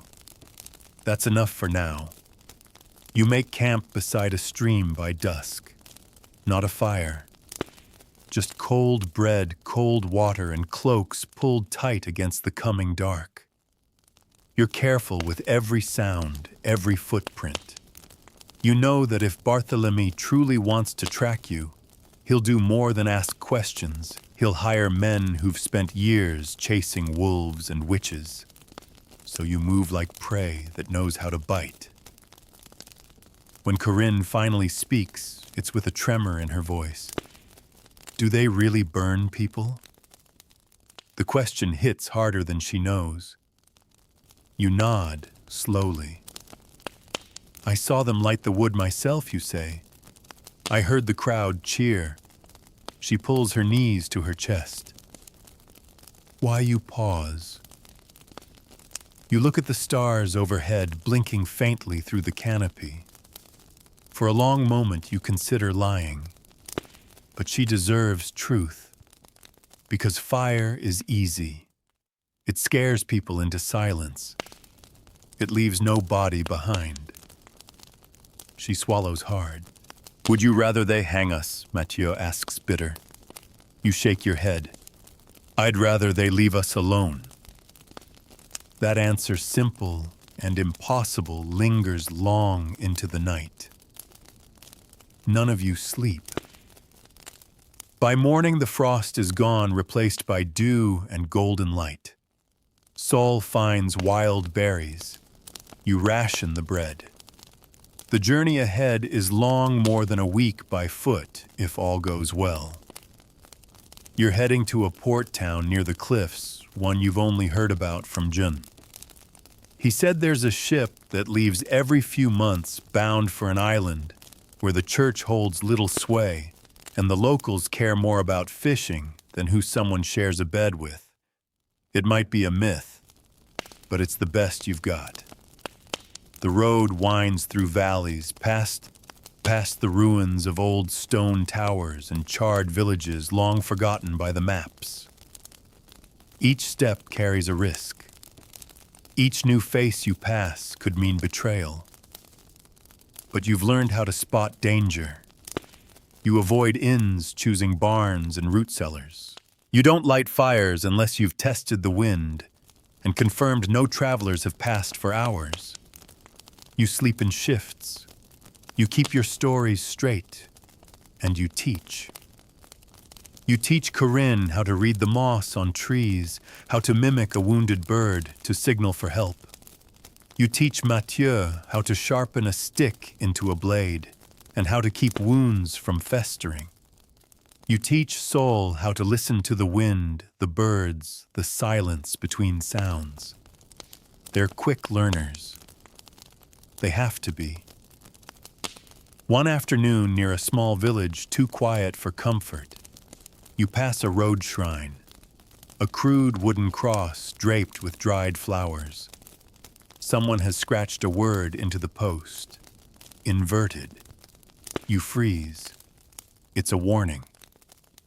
In Barthelemy circles, inverted is the favored word for people like you. They say your soul is turned backward, your desires bent against nature. You move faster.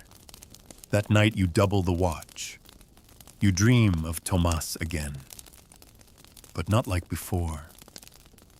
This time he's older, wearing the cloak of a traveler, watching you from across a square. He doesn't speak, doesn't move.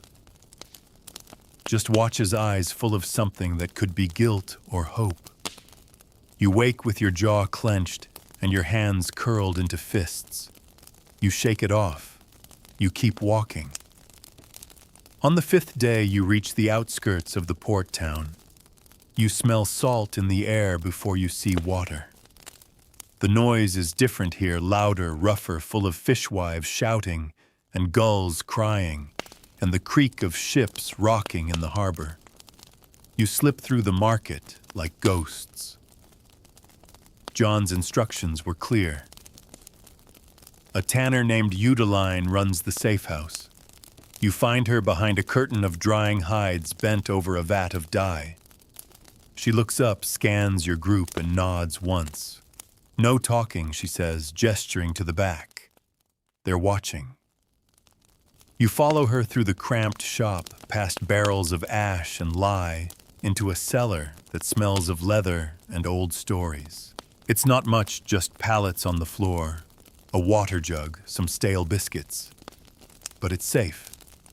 For now. Eudeline explains that the ship won't come for 2 more days.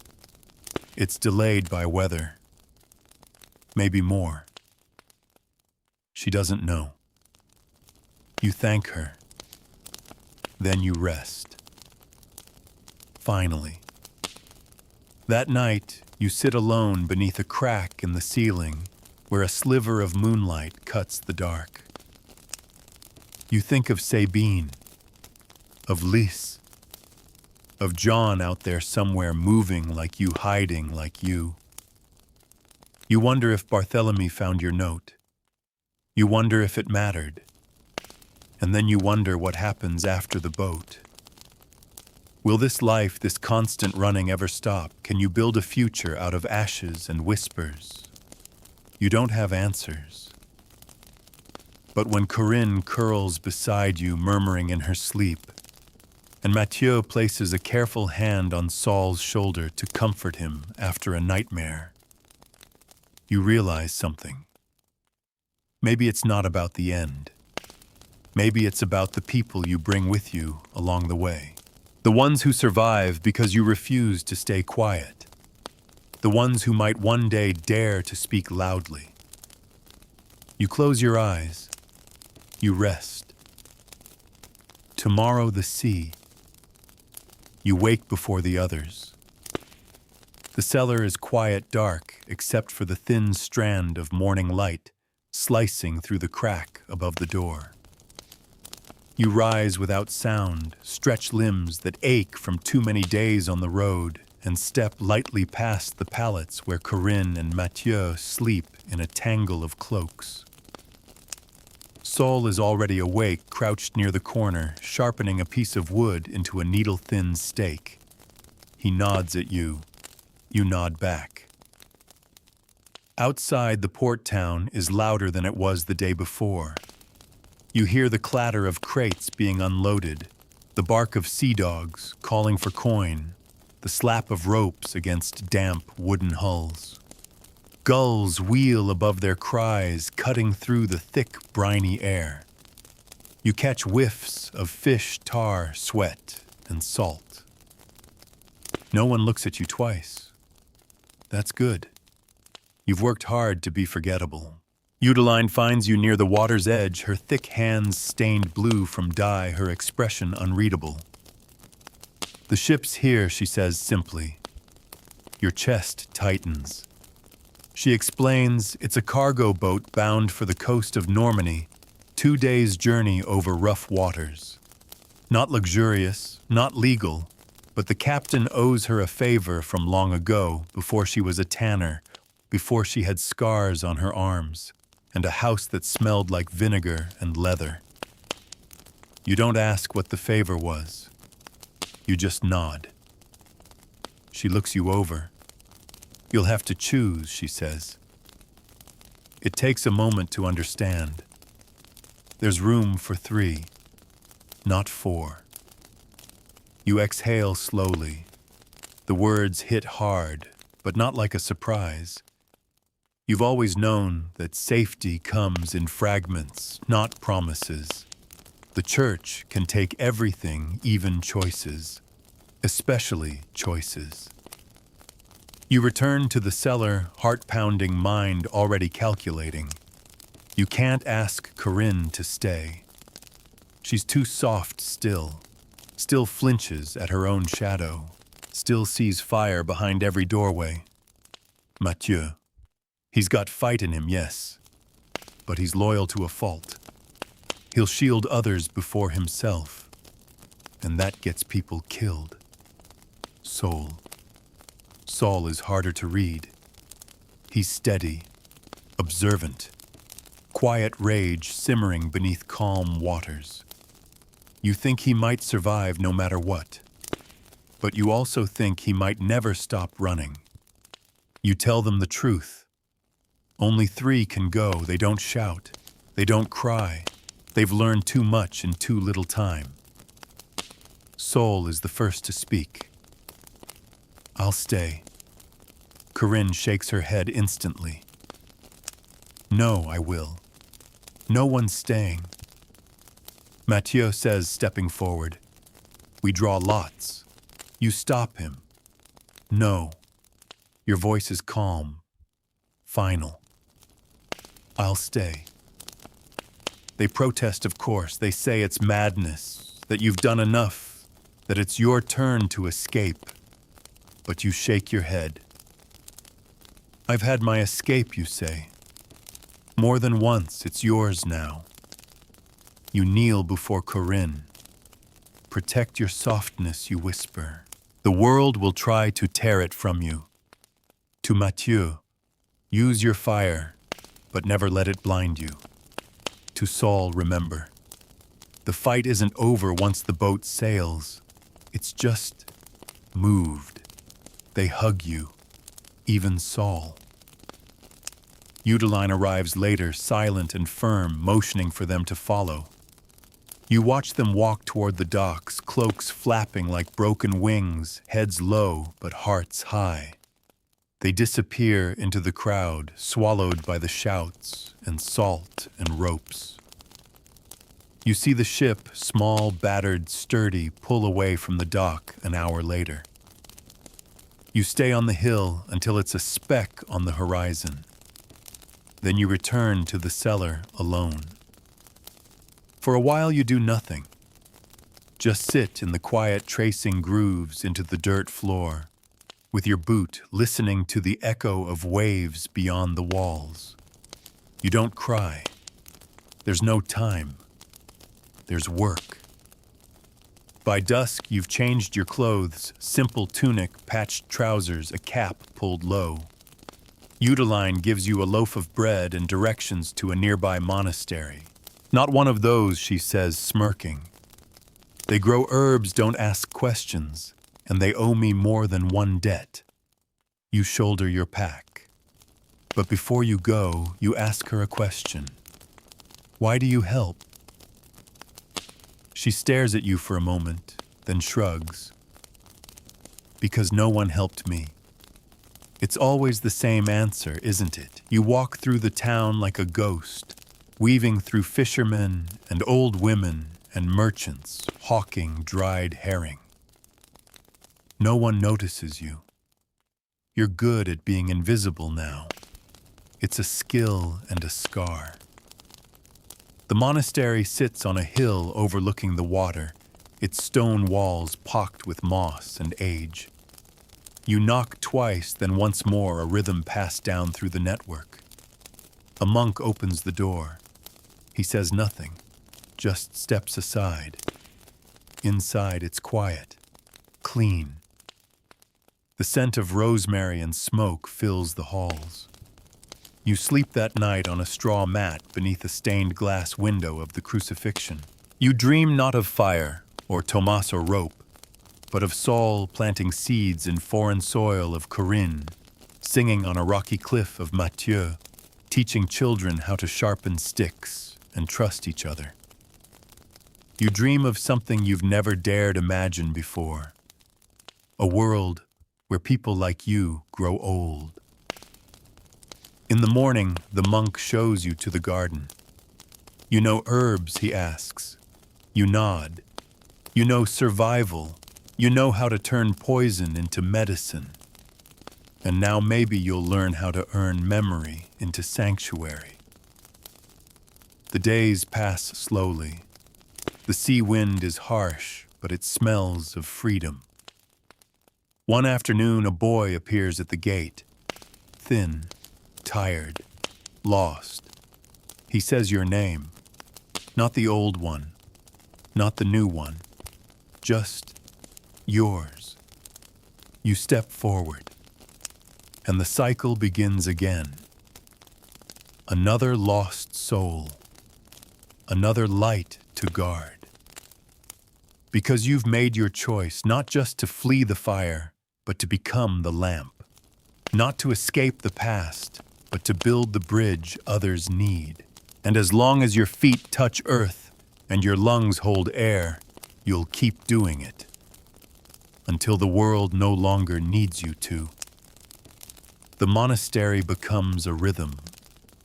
Not a refuge exactly, but a pause. A quiet breath between storms. You wake with the bell break bread, with the brothers tend the herb beds. Listen to bees as they pass like tiny monks from flower to flower. No one asks where you came from. No one demands your history. Perhaps they know. Perhaps they simply don't care. You sleep in a room with 3 other novices. Young men with downcast eyes and blistered hands. They pray at night. You listen. You fold your hands. You mouth the words. Sometimes you even mean them. There's peace in repetition, the same psalms, the same soil, the same silence. But you are not made for silence. It starts with a note, pressed into your work robe, tucked where no one but you would look. Just 2 lines written in a narrow hand. John says it's time. The mountain house is lit. You burn it in the herb oven that evening, pretending it's spoiled time. You leave before sunrise, taking only what you brought, your hands, your name, and the fire that never went out.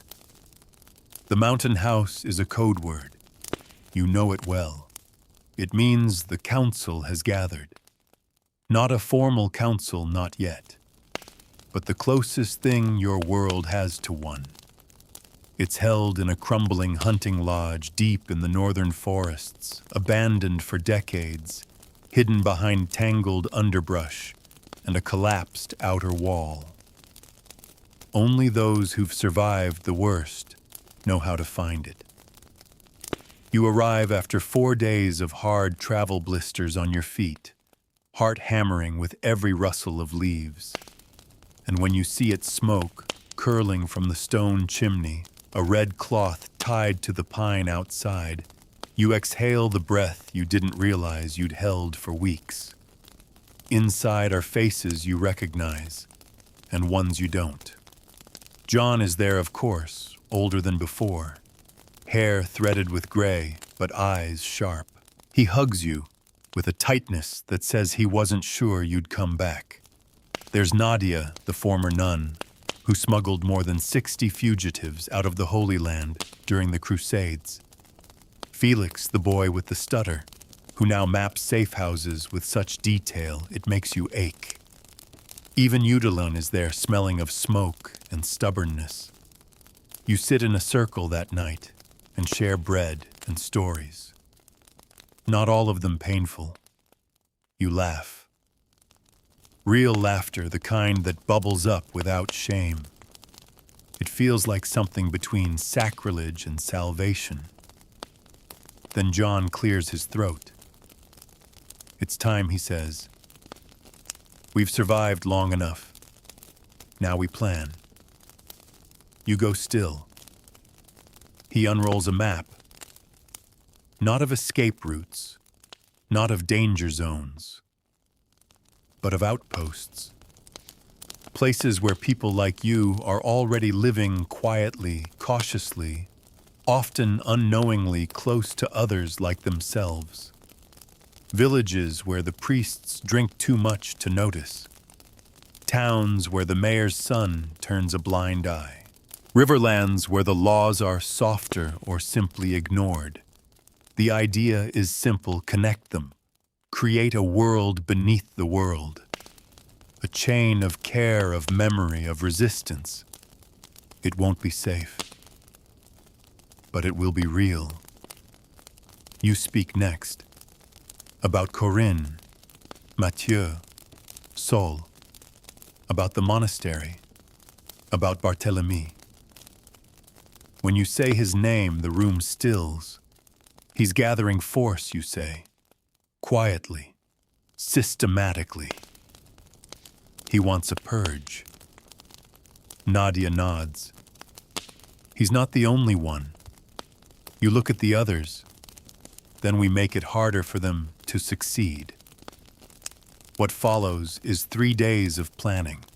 You break into pairs, sketch new symbols, record hiding places.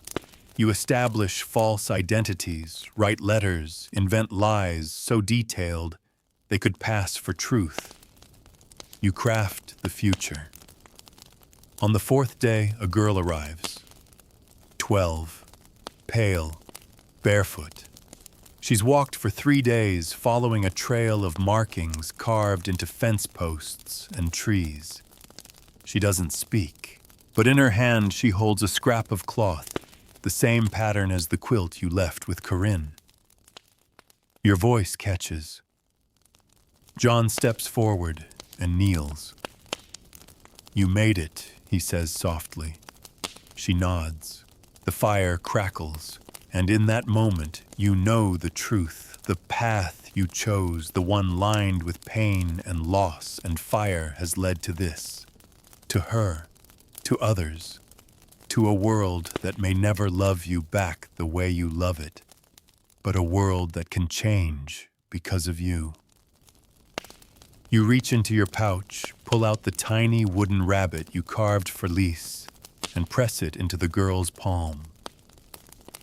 Welcome home, you whisper, because you've built one, not with bricks, but with every life you helped save, every hand you held steady, every name you refused to forget. This war is not won, but it has begun to shape something else, something they'll never see coming. You stay in the mountain house for 7 days, 7 days of planning building, imagining a world most people would call impossible. A world where those branded as deviant could live without fear, where love wasn't evidence and silence wasn't survival. You know you might not live to see it, but you also know deep in your bones that it's already begun. On the 8th morning, the group disperses. They leave in pairs or alone, each carrying names, maps, tools, whispers. You give Nadia a sealed letter for Sabine, and she gives you a pouch of wax tablets marked with safe house coordinates from the east. Felix offers you a pair of leather gloves he stitched himself, light, thin, perfect for cold nights and silent work. You press them to your chest in thanks. The last to leave is the girl who arrived barefoot. Her name is Elin. You don't know her full story, yet she hasn't spoken, but you've watched her move. The caution in her steps, the way her eyes flick to every door. She's been hunted. You offer to walk with her to the next station. She nods silent. The forest is still waking as you travel. Dew glistens on leaves. Spiderwebs shimmer like spun glass, and birdsong trickles through the air like prayer. Elin doesn't say much, but she stays close. Close enough to trust you, close enough to be trusted. By midday, you reach a crumbling stone arch that marks the path to a dry cave.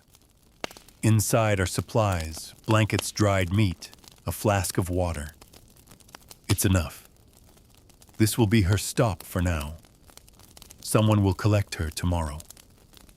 Before you leave, she reaches into her satchel and pulls out a small wooden token, a circle etched with 2 interlocking hands. She presses it into your palm. You look down, startled. The symbol is old. One of the first you ever saw, scrawled into the beams of a church stable where 2 boys once hid. You glance back up and she meets your eyes. Finally, she speaks. My sister made it. She died. A pause. They said it was fever, but it wasn't. Your throat closes. You nod, hand closing over the token. She lives, you whisper. It's not a lie. Not entirely. You leave her in the cave blanket tucked under her chin, the token in your pocket, your thoughts too loud for comfort. The trail bends east now, toward another town, another mission. You've been asked to find a pair of shepherds who vanished after the local priest gave a fiery sermon about the disease of Sodom. You know how this plays out. You also know how to interrupt it. The town is quiet when you arrive, too quiet. No children shouting, no carts rattling, no idle gossip at wells. You pass a shuttered chapel with soot stains around the frame. A warning or a memory. You find the shepherds hiding in the woods. One has a broken ankle, the other won't stop trembling. You bring them food wrap. The ankle help them move one painful step at a time. When you finally reach a safe house 3 towns over, you collapse beside them in the hay, drained but whole. The woman who runs this house, a widowed brewer named Odile, gives you soup and silence. You appreciate both. She tells you Barthélemy passed through here 2 weeks ago. Sharp-tongued man, she says.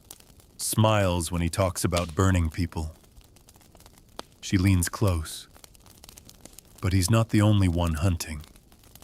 You know that already. There are others, each with different faces. Some quote scripture, some quote kings, all with the same goal erasure. You think about that as you mend your boots that night. Erasure. How many names have already disappeared? How many hands were never held? How many songs never sung? You won't be one of them. None of you will. You take out the wooden token Elin gave you and trace the hands with your thumb. The symbol is simple, ancient, but its message is clear. Connection, protection, presence.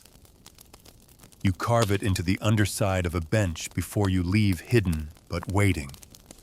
Someday, someone will sit there and know they are not alone. The next weeks pass in flashes. A boy chased out of his uncle's home for hugging a friend too long. A woman who keeps shaving her head because her mother said real girls have curls. A monk who left his abbey after he was caught pressing a kiss to another brother's knuckles in the candlelight. Each story burns in you like a match. You light a trail behind you, not of fire but of safety, of signals and signs and stashed cloaks and warm bread left behind in baskets. You make it harder for the world to forget your people. And then you get word. Barthélemy is dead. You hear it from 3 sources, all within a week. The official report says fever. The underground says poison. You don't know who did it. You don't ask. You just stand beneath a willow tree and feel something deep inside you loosen. Not joy, not celebration, just release. The hound is gone, but the hunt will go on. You know better than to believe in peace, not yet. Still that night in a quiet corner of a stable, you write a letter to Sabine. You tell her what happened. You tell her about Eileen, about Odile, about the shepherds, about the token. You end with a line she'll understand. The roots have spread. You seal the letter. You send it with a girl heading west. And then you shoulder your pack. There's more to do always. You make your way north now into colder lands, where the hills roll like waves and the trees huddle close against the wind. Villages here are smaller, tighter, carved into the bones of rock and snow. The church reaches less often into these parts, less with fire, more with suspicion. Here survival wears a different face, one that smiles but does not forget. One that greets strangers but never stops watching the door. You've come to train a new contact. A former tax collector's wife named Mireille, who turned her estate into a weaving school after her husband died. No one suspects what it truly is, a shelter for the runaways, who arrive one by one, always quiet, always hungry, always asking the same whispered question, is it safe here? You meet her by the loom, where her hands twist thread into beauty without breaking rhythm. She's younger than you expected, sharper too. You give her a book wrapped in wool, one that lists coded safe houses, drop points, and the symbols of the growing underground.